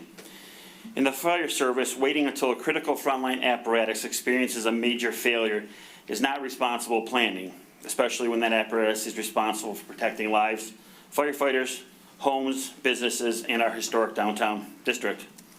The ladder truck serves a very specific and critical role within our department. It is much more than simply a large fire truck. It provides aerial rescue capabilities, roof access, ventilation operations, elevated master streams for large fires, and firefighter safety functions that our engines alone cannot provide. These capabilities are especially important here in Rochester. We have a very historic downtown district with multi-story buildings and legacy construction. I'm going to table off here for a second, give you an idea of legacy construction. Not only are our buildings downtown balloon frame construction, which means your fire voids go from the basement to the attic without any fire stops, based on the year of construction. Legacy construction also characterizes that when you say you are building with a 2x4, you're actually building with a full 2x4, not like today's measurements of 1.5 by 3.5. That lumber was so dense and is now, at the age it is very dry. And there's a term that it's called, it's pyrophoric carbonization, where the wood becomes so dry that the temperature used to ignite it is a lot lower than your 2x4 of today. Just so you guys know. Go back to the topic. Concealed spaces and limited access areas. We also continue to see large residential homes with higher roof lines, increased square footage, and greater fire loads. We also have multiple multi-story projects that are being constructed and are being planned in the very near future. These are the exact types of incidents where aerial operations become critical during the first few minutes of an emergency. Now, while mutual aid remains an extreme important part of regional fire protection, mutual aid is intended to support our response capabilities and not replace a critical frontline apparatus for the city of Rochester. During a working fire, minutes matter. Delays in aerial operation can impact rescue efforts, ventilation, fire suppression, firefighter safety, and ultimately property conservation. Now, what makes this situation unique is the opportunity itself. This particular ladder truck is already in production. It has a demonstration unit through Sutphin Corporation. They are a family-owned company, a respected fire apparatus manufacturer that has been building fire trucks since 1890. Because that truck is already being built, we have the rare opportunity to place a new ladder truck into service in approximately 6 months. In today's fire apparatus market, that is pretty much unheard of, where most departments ordering a new ladder truck today are facing delivery times of 3 to 5 years and costs rising. At the same time, fire apparatus costs continue to rise, an average of 3 to 6% per year. That could mean an additional, on the low side, $80,000 to $150,000 to the price of the ladder, to doubling that if you get to the 6%, and that's all dependent on material, markets, and everything else that's available at the time. Waiting another year or two not only means significant higher costs, but also much longer delivery timelines while continuing to rely on a 26-year-old frontline ladder truck. Our firefighters and command staff recently had the opportunity to evaluate a similar Sutphin apparatus firsthand. The feedback was extremely positive regarding the truck's safety features, the maneuverability, and the operational capabilities. The ability to set this ladder up from its resting position to be in operation is under 20 seconds with one firefighter. That's very fast for timing of an apparatus being put in service. And it's also suitable for Rochester streets and response needs. Now, from a fleet management standpoint, this is currently the department's most pressing apparatus replacement priority. And I know when I went to the Finance Committee, I mentioned coming with that and bringing a vehicle replacement plan of planning out future purchases as time goes. And I will be bringing that to you guys at a later date. At the end of the day, the request is about reliability, preparedness, firefighter safety, and maintaining a level of emergency service that the Rochester community expects and deserves. Now, before I conclude my statement, I'm going to read portions of some questions that I did receive and some of the answers that I sent to them. So that way everyone will be on the same page of the concerns that were brought to my attention. I hope the information helps provide additional context regarding the operational need, timing, and long-term planning involved in this request.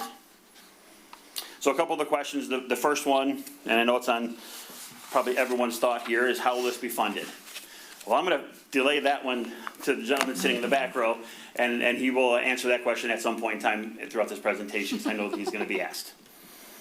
What is the normal life expectancy of a ladder truck? Your life expectancy is 20 to 25 years.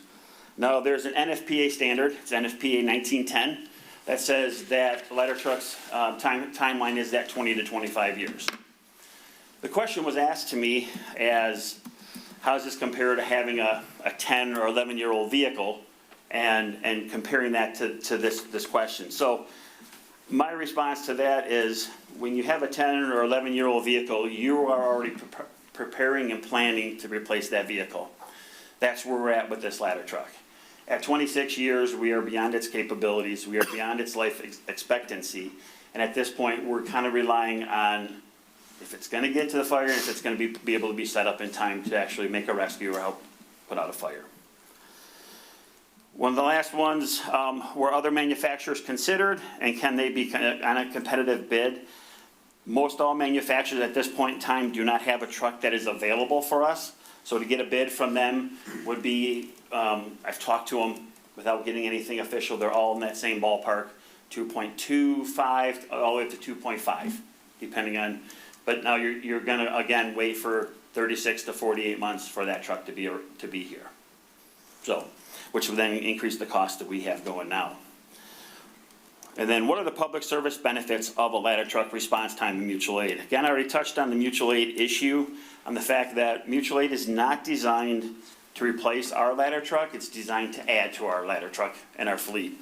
So, again, not that I want Main Street to catch a fire, but if it does, having our ladder truck being one of the first ones on scene is gonna limit its size, gonna limit its exposures to other buildings.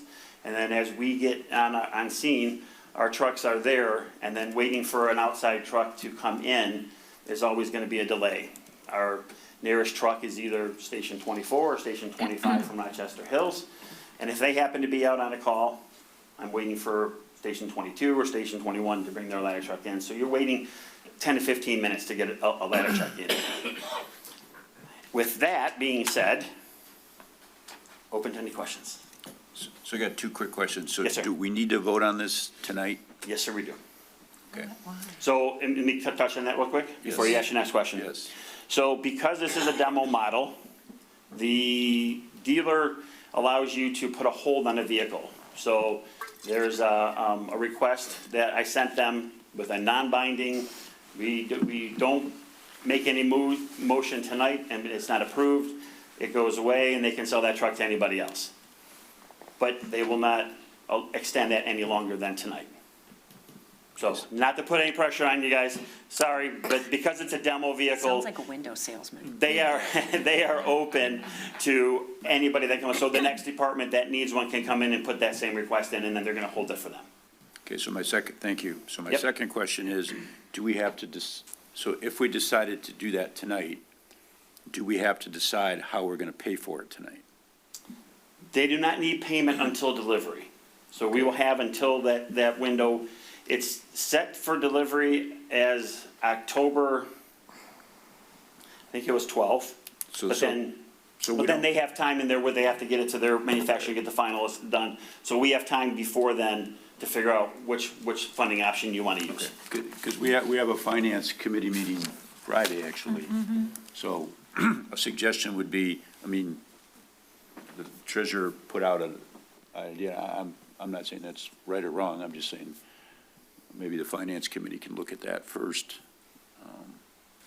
Sure. But so there's time to do that. There's time to do that portion, yeah. But figuring out how to pay for it it's not, you're not paying it until it's actually delivered.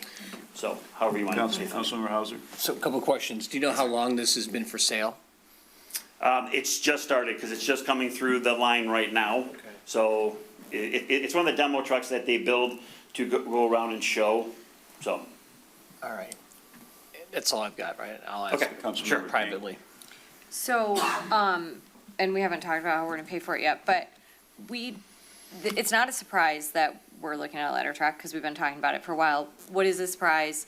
We get the package on Thursday, it's a holiday weekend, I looked at it, started in the car yesterday, got to this item today. So that's how much time I've seen it. 3 months ago, 4 months ago, we're in budgets, discussions, we talk about this truck, there was opportunity to go buy one at a discount that, from another community that it didn't fit their garage. We passed on that because we thought there were significant grant funds available, like $1.5 million. Now, not even 3, 4 months later, all right, we just want to go out and buy one. And if we did the grant funds, we were gonna have to wait, we were gonna have to order. So this was still like a few years out, was my understanding. So help me understand what changed. I really don't like being, like, you gotta make a decision today and this is it. This is a huge amount of money. Sure. Either we're paying for it, sounds like, out of cash from our general fund, or we're financing it. Are those grants available? What happened? Like, So the grant paperwork has been submitted. One of the things with grants that you have to, grants right now on large vehicle purchases are very limited. And they're more limited to communities that don't have an option or don't have a ladder truck currently. There was the one that we applied through,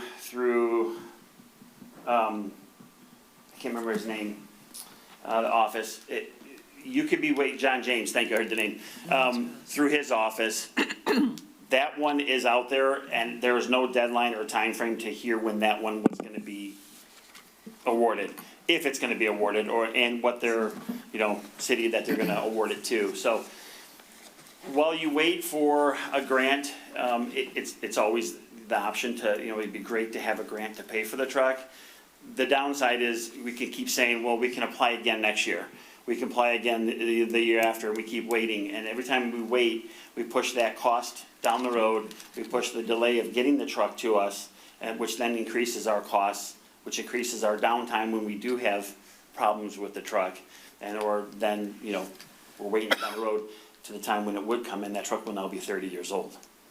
So. But did something change from 3-4 months ago? Because we felt pretty confident at that time that we could get, $1.5 million in grant dollars. I think every time you apply for a grant, you're hopeful that you're gonna get it.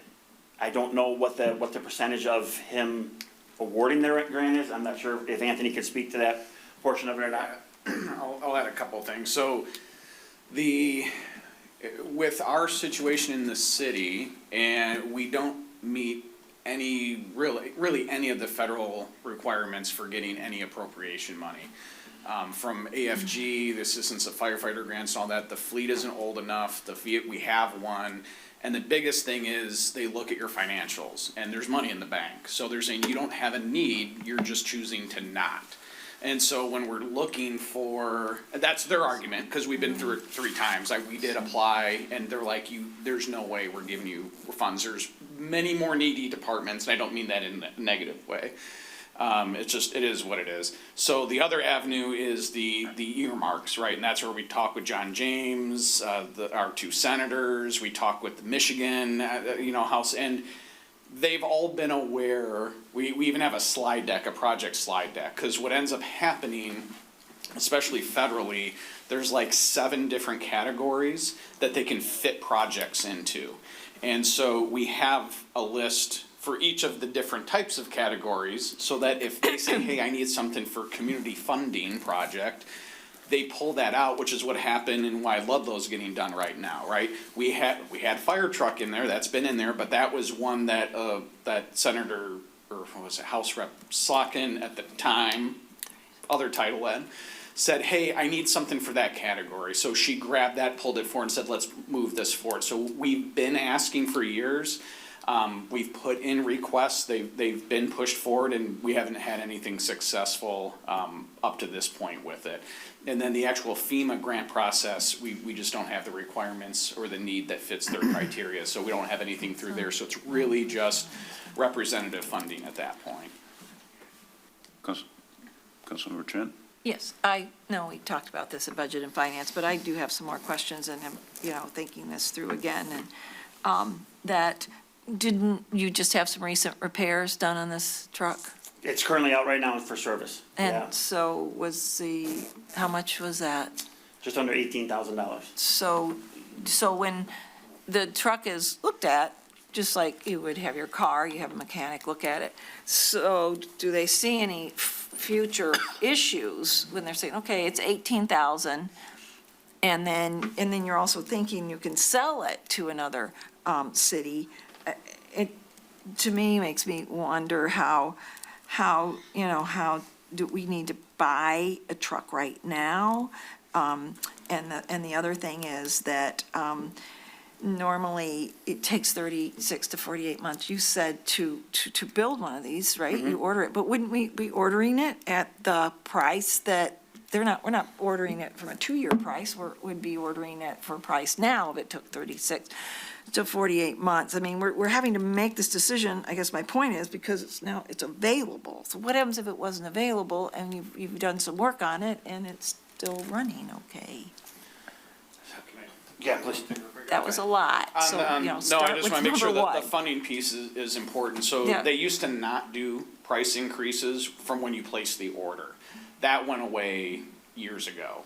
So you pay the current price, and they usually put an escalator in the purchase agreement that says it will go up. I think Pierce was like 6.75% per year, until whenever it's delivered. So if it takes them 2 years to deliver it, you're gonna pay whatever it is. They build that into it, because you're getting a purchase price at, let's say, let's call it $2 million, and then it was taking 3-4 years to build, and they're like, we're now losing money on it, right? Private equity bought most of the manufacturers, so they want their cut, and so they ended up rolling into these adjustments. So I'm not aware of any manufacturer, unless it's in this case where it's like, you're gonna get it within the year, that's gonna be the price. But if it starts going out where you're doing like a 2, 3, 4 year build out, depending on the manufacturer, they all have an escalator in them for each year. So I have another question too. So wouldn't it be, the usage, how much you've used it, like maybe New York City might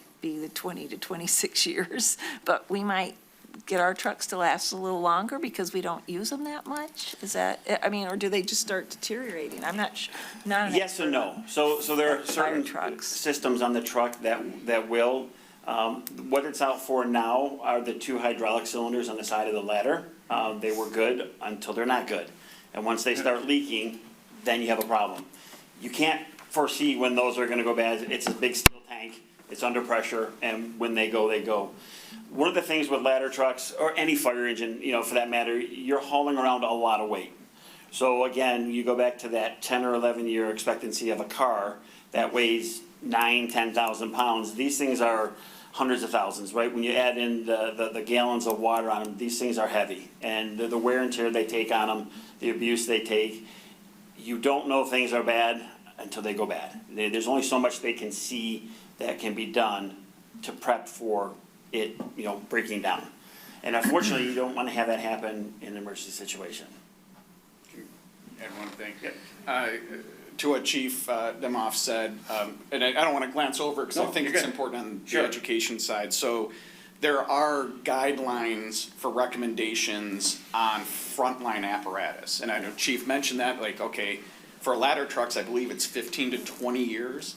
And then post that, they recommend it really just for reserves. Like, you keep that as your backup unit, not the main one that runs out, and I may be off. Correct, no, you're right, yeah. It may be 20 years, whatever the time is. It's 20 years and then another 5 is in reserves. That's where you get to the 25 aspect, right? So you're keeping it as a reserve model. And again, because of the way Rochester is going with its developments, its downtown, its larger homes, having that reliability factor is very important for us.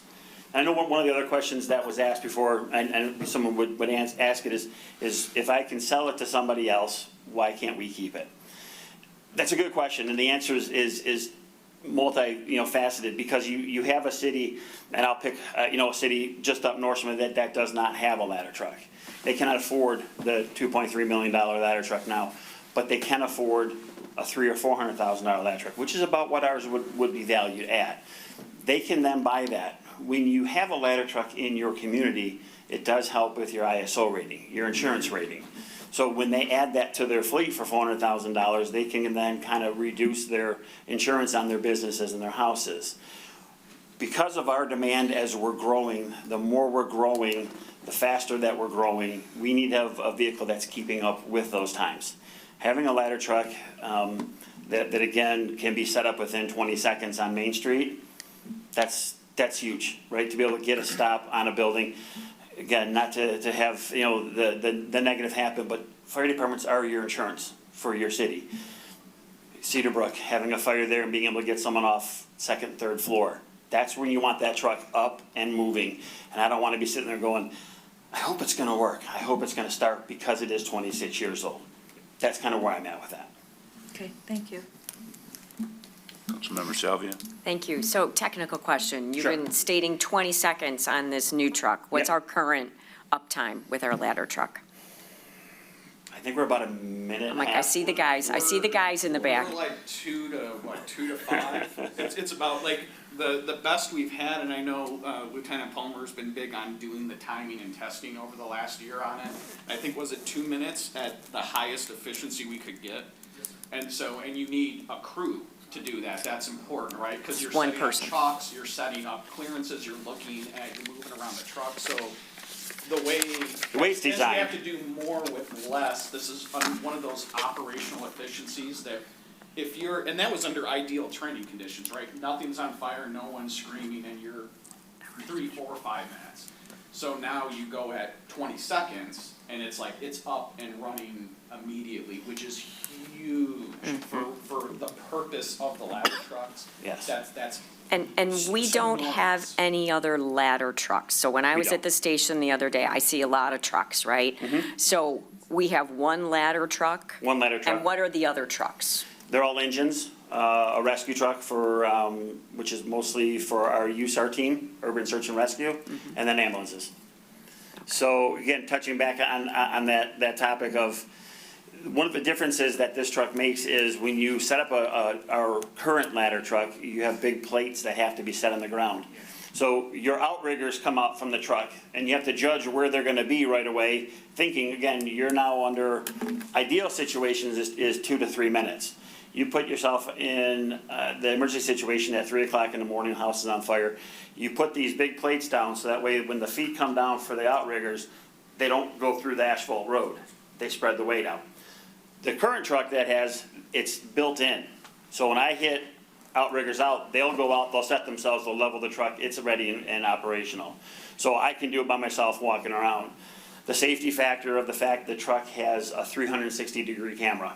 So I can see every aspect around that truck as I'm driving down any of our roads, whether they're, parked on both sides of the roads, getting down. When the outriggers come out, a lot of the older trucks, you cannot do what you call short jacking. So on some of our short streets, if we pull up and we're gonna fight a fire and the fire's on my left-hand side, and I don't have clearance to put out both outriggers, which is 21 feet, I can leave these outriggers in, set these outriggers out, and operate this side of the truck all day long. Can't move the ladder to the other side, but I don't need to because there's no fire over there. Our current truck doesn't have that option. So it kind of adds more. Second technical question, is there any warranty on this truck? There is a warranty, and I was trying to get what it was from the sales rep. Last I heard, it's a pretty standard warranty, but they go 10 years on one aspect, and I will get that information for you. But there is definitely a warranty with the truck, yes. And different parts too, right? Different parts, you got your drivetrain, your 10 pump. years, the other one's 2 Paint years. is one, your ladder's one, and let me touch on that as you said, thank you. So on this truck, one of the nice features of the Sutphen truck is, again, since they've been building them since 1890, their ladder on top of the truck is a box frame construction, meaning that it's a solid piece that runs the whole length of the ladder in each individual section. What that means for us, for you, or for the future of Rochester, is in 20, 25 years down the road, when you need to replace this truck, that ladder can be certified and then taken off that truck and placed on a new truck. They're the only manufacturer that can do that because of the design of its ladder. So what does that mean in 25 years? I don't want to know what a ladder truck costs in 25 years, I'm sorry. But I'm sure there's a savings. When I was looking at my previous department, they were saying between $200,000 and $250,000. Where that stands now, I don't know. He wasn't 100% sure, but again, in 25 years, what is that number going to be? I couldn't tell you. And that was one thing when we look at the manufacturers that we've been doing with the ambulances, which is why we switched and having Braun do them, because you have the option when you go to do a replacement on the ambulances to have the entire boxes unbolted and put on. Maybe you don't want to do it, you just sell it, that's fine, but you have the option, whoever's making that decision at that point in time with the next replacements, to remount those units. This is kind of the first time that a manufacturer's like, well, we have a way you can remount now the ladder itself, which is a huge component of that. Yeah. Councilmember Trent? Yeah, so, so what if you have a shorter building? I mean, do you take this ladder truck to shorter buildings too? Any residential house fire, we bring it to, because Okay. again, roof operations. So it's not just in the middle of 4C. December and January, climbing up a roof full of ice is not your best option. You put the ladder truck up, you get up there, you cut a hole. So this will be used more than for the buildings that are. Correct. Need a 100-foot ladder? Correct. Okay. Yeah, every fire we have had, residential or otherwise, that it's been used. Oh, okay. Yes. Councilmember Clauser? Yeah, so, this is the first time, I've done this. I know we've been talking, or it sounds like council's been talking about this for 10 years, so before us. So I'm kind of torn on this because it feels like it's something that we just keep kicking the can down the road and that eventually we're gonna have to do it at some point. And we have the funds now. It feels like we're in a good position financially. So there's a part of me that's like, we might as well do it now while we can. But then I also don't understand what happened from our last conversation, like Councilmember King said, because it did feel like when we were doing the budget discussions, this did come up, we did talk about it. And it did feel like to me, even if we didn't get the grants, that we had time, and that's why it was okay to pass on this opportunity that we were talking about then. And so I guess maybe just said a little differently, I don't, like, what's the urgency now to buy the truck? Why can't we have more time to consider options and do some more shopping around? So that was the direction, right, that council had set. So we had a pass on the one that we couldn't make work. Yep. But Chief Scott had said, okay, well, you know, what do you want me to do? And council said, well, when other opportunities come up, bring them forward. And so this is just one that it came up, and so it's coming back to you now because of the demo unit that happened to be in the production. It's like, hey, I found another version that we can make work that fits in it, so that's why it's coming forward. If it wasn't a demo unit, you know, he's not necessarily asking for, you know, let's go make a custom one and place an order now and get it in a couple of years. It just happened to fit the criteria that maybe wasn't as clear, maybe in the intention, but in what was said to, okay, well, when some other, because it was also, you know, if you have another community that puts theirs up for sale, that's maybe a few years old, bring those back to us too. So that's what Chief Scott's been looking and watching for, and then that's why this one came up, so.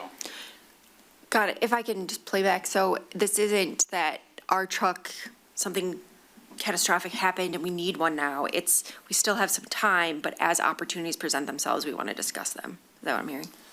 Like this is not You the have time, but we're on the outside edge of that timeline, being at 26 years. Again, the current issue seemed like a minor issue. Started with, you know, a single drip of hydraulic fluid, which turned into a puddle, which turned into, you know, the problem with the ladder.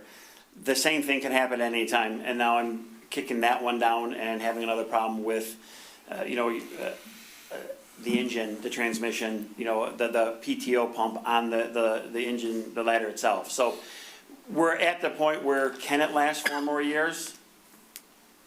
I can't give you a yes or no answer, right? Is it gonna operate at the next fire? Same answer. I wanna say yes, and I'm gonna cross my fingers and say yes, but I can't give you a 100% answer on that, unfortunately. Thank you. Councilmember Hauser. Mayor Pro Tem, this kind of goes to what your initial question was. I think, again, my view is we want to give you all the tools and resources that you need to protect your team, the public, and our city. As a matter of principle, though, I'm having a hard time saying, let's do this, and then we'll figure out how we're going to pay for it later on. It just goes against a lot of just my internal way of how I do things, which then makes me think, if this demo vehicle never existed, we probably wouldn't be having this conversation today, right? We would not be. Right. So as much as I want to act on it, and as much as I want to say, yeah, let's go do this, I think I would feel much, much better if we knew how we were going to pay for it first before we said, okay, go do it. I don't want to sign some agreement and then figure out, okay, how are we going to come up with the money? Where's it going to come from? I'm willing to risk a couple weeks for us to get that answer, for you to come back, you know, in early June and say, hey, you know, listen, that demo's still available. This is how we're going to pay for it. Let's do it that way. That's just my view. And again, I'm one of 6 now, you know. Can I ask one more question? So, it keeps getting less and less. To Anthony, you said now that if we didn't do this one and we bought the next one, they'd have a 6%. So what the price is today, if you got it in 3 years, it's 6%. So if you took the numbers, and I did a quick calculation at the current price of the truck, and it increased, and I did the 3% increase. So if we did it next year, it brought the price to 2.42, and we did it the second year, if it would come in, then it was at 2.5. Now with that sliding scale, they're gonna keep adding that because we're looking at another 3rd year before it would be delivered, so that would be built in another 3% at a minimum. We're gonna be at 2.6, I think it was 2.615. don't quote me because I didn't go that far on my printout, but you're pushing that down the road that every time you wait another year, you're adding at minimum 3%, as much as 6%. But you said that if we sign a contract, the company locks that in. They will figure that sliding scale. They'll have an idea, because what happens is it goes into the queue to be built. It doesn't start getting built for another year and a half. In a year and a half, they don't know what the cost of aluminum, steel, and all their products are gonna be, so they're gonna protect themselves and put that slider on there and say, hey, it's been 3 years, been 3% over the last 3 to 5 years. We're gonna keep that 3% and we're gonna build that slide into the price. And so you're gonna pay for it down the road one way or another. The other fact will be, how many more repairs will I have on the current truck that we have? So you compound it both ways. And again, I don't mean to bring it under pressure, but when these fall into your lap, I have to bring it to you and let you know, so that way you can make the best decision. Because I'd rather have brought it to you and say, hey, it's not time, or hey, why didn't you bring it to us? And this is where I'm at. Councilmember Salvia. Thank you. This is important. I think we all feel like, this feels like it was a bit of a surprise, and, we hate surprises. And I know it really wasn't. We talked about it, and you brought it back. To me, it feels like a surprise, because I sure wish we would have been putting money into the revolving equipment fund to plan for this. I mean, we talked about it, but we have never planned and taken any action on that, which I heard you say you want to come to the budget subcommittee and talk about that, but I feel like we just push these things down the road and we don't ever put some teeth in to do those things. So that's what gives me a little hesitancy, but I feel like we could talk about this, for the next 5 years, but the reality is we need a new ladder truck. And I really do want to support you as well as the team. It's important that they know, and that we support you and we support the safety of our residents. It's the most important thing. So I guess. Is that a motion? I want to hear the finance at a high level, and then I will make a motion. Very good. So, sorry, on holiday weekend time, right? So maybe not got through the email on that. So, couple of years ago now, I did an RFP for financial services and got all the banks and credit unions, and everybody responded. Chief Financial had the best options and rates and terms, and our agreement with them expires next year in March. So what that agreement is anything under 10% down is you pick your term, they follow Treasury, and add 2.5% on whatever that term is. You want 5-year, go look at 5-year Treasury, add 2.5%. If you do 10% down, they knock it down 25 basis points down to 2.25%. And then if you do 20% or more, then they knock it down to 2% above. You can pay off the loan at any point, so there's no issue on that one. And then even during budget discussions and the financial part, my recommendation kind of took into account a few things. One, looking at doing the 20% down to get the interest bought down to just the lowest the contract gives you, which is the 2% above. Going out for the 10 years since it's a large enough purchase that we're looking at going out the 10 years. And then listening to, and we'll see if this interpretation is correct or not. I'm not batting 1,000 these days, but we'll see how that goes. That the 80%, so instead of having that be cash funded completely, looking at taking that 80%, locking it over into revolving equipment, and putting that in a separate investment account, the whole balance of that 80%. And what ends up happening is you have that setting aside separately gives you access to it at any point. So if there's some emergency over the next pick amount of time here, years, 10 years, say for the term of the loan, that money is there to pull on, so it's not gone. We didn't write the check and it's out the door, okay? The other thing it does is that interest sitting separately will start compounding over time. It's about 8 years to where you actually, there is a pathway, and I'm not gonna say it's the right way or not, but where you actually can end up ahead by setting it aside and letting that compound. As you know, when you amortize a loan, you pay most of your interest up front. So it's not the like, well, we're paying 6.5%, we're only earning 4%. Well, that's true in a singular year, but it's not true over the life of how the loan works. So having that set aside, the 80%, put it in revolving, earmark that, that gives you the stability of still having the money in the account. It's earning its own interest, it's compounding itself then, and the break even as of when I sent that last week was about 3.17% on interest rates. So let's say 4 or 5 years, whatever it is, we start dipping down to 3%, 2%, somewhere around that point. Well, the money's also sitting there. So if you want to pay the loan off at any point in time, the money is sitting in that separate account that you can access at any point to say, well, just pay the loan off. Maybe the rates drop down to 2%, 1%, right? We look at that each year, and then, okay, not recently. It's going back up again, and then take that and. I brought a visual. There's. I love the visual.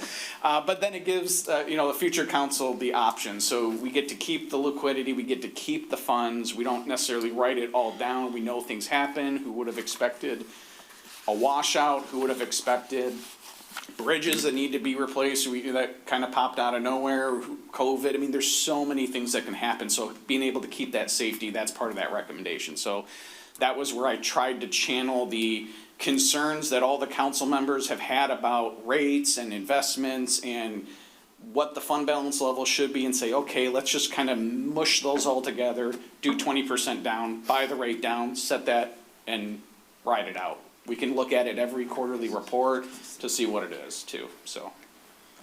Councilmember Salvia? So that sounds smart to me. That sounds very smart to me. So what you're saying is it would be about $500,000 out of the general fund, and then the rest on this term loan that we would have set in the revolving equipment fund, and we would review it quarterly and look at decision points in terms of where interest rates are, what we're paying versus what we're making. Correct, yes. Similar to what we did with the pension. Exactly. Correct. Yes, it's following that same philosophy. Okay, so I would like to make a motion. What does it say? I would like to make a motion to approve the purchase of a Stutpin 100-foot ladder truck for the Rochester Fire Department in the amount of $2,358,725, and we will review financing specifics at a future meeting. Yes, the default for the motion, we need the approval to purchase it, so unless we change the motion in the future, it'll be whatever you specify tonight. Because we'll need something. Okay, so a motion If we kick the can too far and now the truck's here, I have to be able to pay it. a motion to purchase, do I need to say with the intent to put 20% down? If that sounds good to you, then that would be it. Say, I will make that motion. We can change it, we can still discuss Friday, but I'll make that motion. The default right now would be the 20%, and we'll talk, maybe we want to cash fund it, maybe we want to change it, but we can do Or maybe it's 50% we put down. Exactly. So that would be my motion, starting with the 20% down. So there's a motion by Councilmember Salvia. Is there support? Support by Councilmember Trent. Further discussion? Councilmember King. On the budget side, where do we stand on the community house? Just given the other big ticket item out there? The bids are due Thursday. Yes. Where do we stand in terms of grants? Right? The. Like how much? The only one right now that we have is the $2 million grant. We're pending with what got approved from the House to the Senate, in the budget, the additional amount for. 3.6 total. It'll bring it, if I want to, 1.6 more, so the total, we already have 2, and we asked for the additional 1.6. And we're waiting to see if that's approved. Still got a little ways to go yet in the budget, but they're getting close, they want to have it done. Both sides are getting near by July because they have to hit the campaign trails, so they're trying to wrap it up early. So Both as sides. of now, we're still on the hook for 1.6. Correct. But if we get the 1.6, then we can put it towards the truck. You could. That's kind of, that's kind of my thought Yeah, process, right? That's Like, literally exactly it. Yes. Yeah. You absolutely could. Because it's one of the. It's okay, you can get a grant too. Yeah, the grant could still Unless the come Lord in too. builds a house. So, I mean, we still could get the grant from John James. Right. In this time frame as well. It's out there. Oh, applying. Right. We already applied for it, everything's been submitted. So if they come down with an answer July 7th, that they're moving forward and we're getting the money, that can be applied to it. Right? So kind of just making sure that grant is still out there. You're going worst case scenario right now. Councilmember Hauser. Sure, so just to be clear, so Councilperson Sylvia, your proposal was a motion to purchase at 20% down. That 20% would be roughly 500, 240, whatever, 470 460, something. whatever it is. That would come out of the general fund, right? And then we would finance the remaining 80% of it, right? But it's also subject to change based on any grants or further discussion that we have. We can modify that along the way, right? That's my understanding. Okay. Yes. All right, that answers my question then. Thank you very much. Okay. Sorry, one more question on the financing side. When would we need to decide on the loan? Upon roughly, delivery? So, Ish. when I make the request to them, which will be about delivery time. So October. So if it ends up, whatever the date, as you get closer, we'll have a As we final, get let's say it's closer, yes. October. It's October but 12th. then they take it for a period of time and do it comes to Demo. Michigan and then they kind of finish it up at the shop in Romeo. And then it is a demo unit that they will show for a week or two and then it'll come to us. you should know about the computer. Yeah, so at that point, when we take delivery, that's pretty much if that's Drop it. November, or whatever it Yeah. is, it's okay, we're needing to write a check. And then, hey, chief, here's the final amount, here's what we're going with. Okay. I'm sorry. I have Or one more not. question. Councilmember Hauser. I'm so sorry. So with respect to the existing ladder truck that you have, right? Yes. The idea would be to sell it? Correct. Would that money then be offset? Could we take that money and use it to advance pay? That would be the plan that we Okay. talked about, is Right. whatever we sell for, pushing it to Goes right the over. price of that truck and/or, as we talked in the finance committee, using a portion of that to add to the revolving vehicle.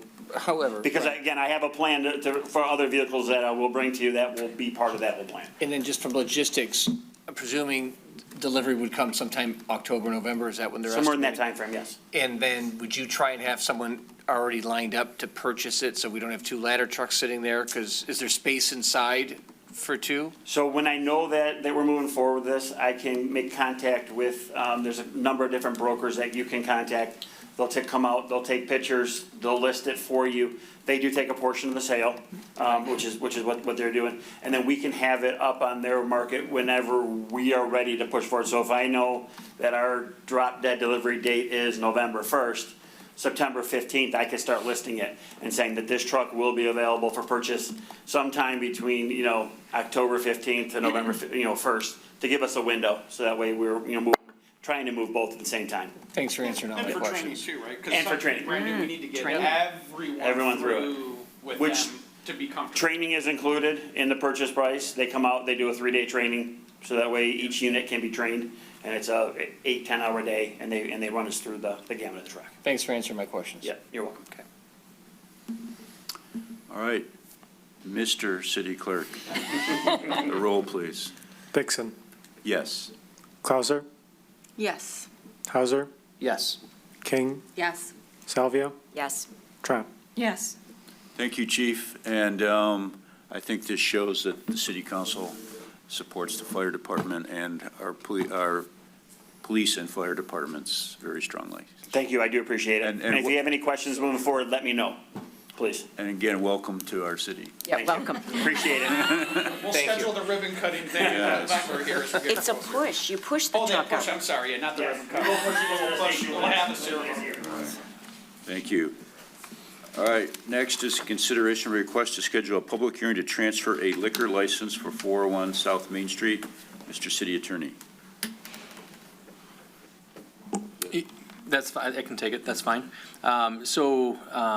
Before you was a request, the request for tonight is to simply set up for a public hearing. Your ordinance requires public hearings for change of ownership of liquor licenses.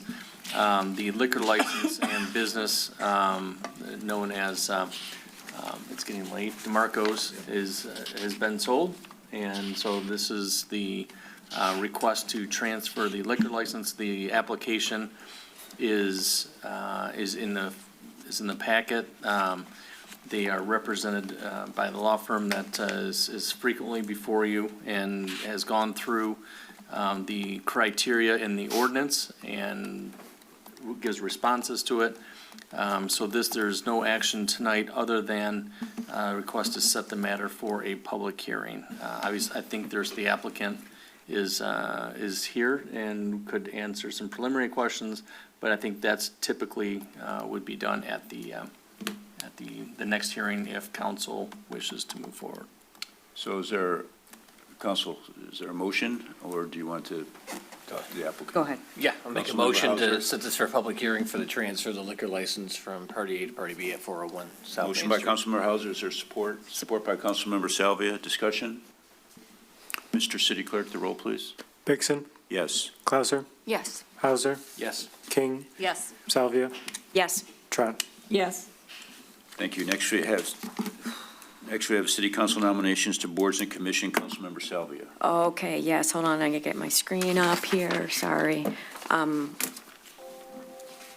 Nope, that's not it. It's an abbreviated list of 4 that we, yes, so these are all renewals, so I think I can make them. This is for Board of Review.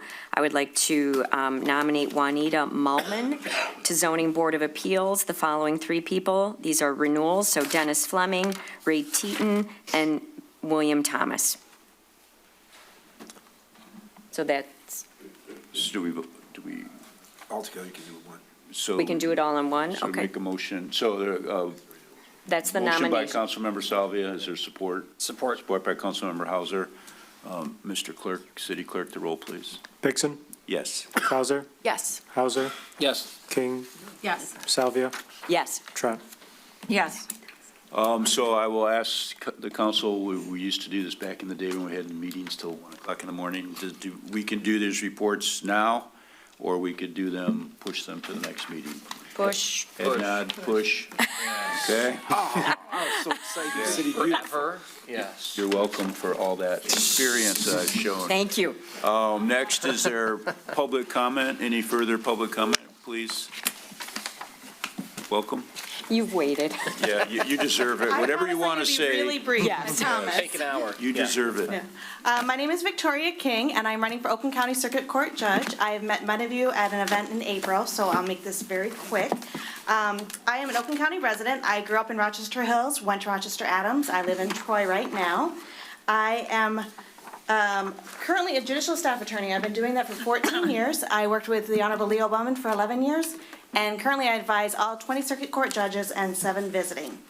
To give you some idea of what that means, I advise the judges, I'm their sounding board, I research the law, I write their opinions, and I make them look smart. Let's just say it that way. To give you some additional information about me, I am seeking the seat because I believe the people of Oakland County deserve a judge who is prepared from day one. The Family Division seat handles some of the most important cases a court can hear, and it includes matters that involve children, parents, families in crisis. These are serious decisions that require judgment, preparation, patience, and fairness. And that is what I do every day. I know the law. I know the responsibility that comes with some of these decisions. I am currently endorsed by 25 judges, including one of your judges from the Rochester District Court, Judge Pelosi. So I'm very happy to say that I've been endorsed by her.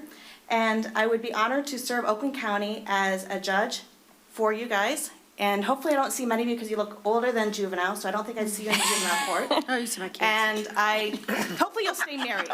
So hopefully I won't see many of you, Yeah. but it'd be great and an honor to serve as your judge. I do have cards, if anyone wants to take one with me, them to know more about me. Thank you. So thank you. That is short, less than a minute, hopefully. Thank you, Thank very you. good. Thank you so much. You earned that by staying till 1:45. Any further public comment? Is there any on the TV? Meg, anybody? Megan? Anybody awake? Yeah, come on up. Thank you. No, we have no one online. Thank you, Megan. Hi, my name's Julie Ozark, and I am a Rochester Hills resident. But I was just thinking you guys didn't open up for public comment when you were talking to the police chief about bikes and safety. I'm also really clued in on the education part of that, and perhaps he had spoken to that previously, but I was really disappointed that there wasn't more on that. I think about my kids going through the Rochester Hills School District, and I believe it's in 4th or 5th grade, the kids go to downtown Rochester and they actually walk the streets. I don't know if any of you have had children that do that. Yeah. Been great. It's great. It's for disability awareness. And so they go to the library, they look at, how the sidewalks are put in place, not only for blind, but a lot of disabilities. And it also shows some areas where the buildings are older, and so it doesn't really accommodate. And that just made me think that that same opportunity could be afforded to the sheriff's department or our police to talk with kids about bike safety then. They'll sometimes talk about it at fire stations or whatever. I think that could be a great opportunity to talk about bike safety as they're, looking at those specific areas. In addition, in my neighborhood, I'm seeing kids getting those type of bikes at age like 6th grade. So was that 11 or 12? So perhaps the police department could be going to the middle schools and educating there. And just talking with them, because those are the kids that just moved out of elementary and are just going to the middle school.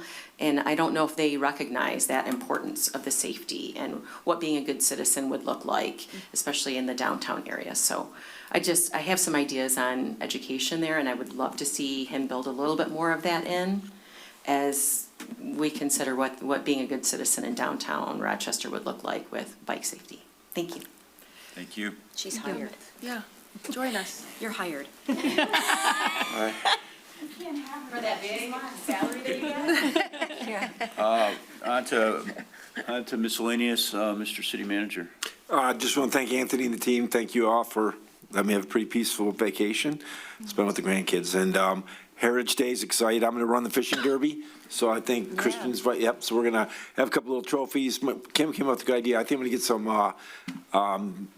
coupons to like Dairy Queen to get a little trophy, and kids can go to Dairy Queen or something like that. So 2 to 4 on Saturday at the ponds, catch and release. Who catches the most? Who catches the biggest one? So I've got some people helping. Jeremy's going to help me, I think, and Christian's wife. So that's it. Thank you.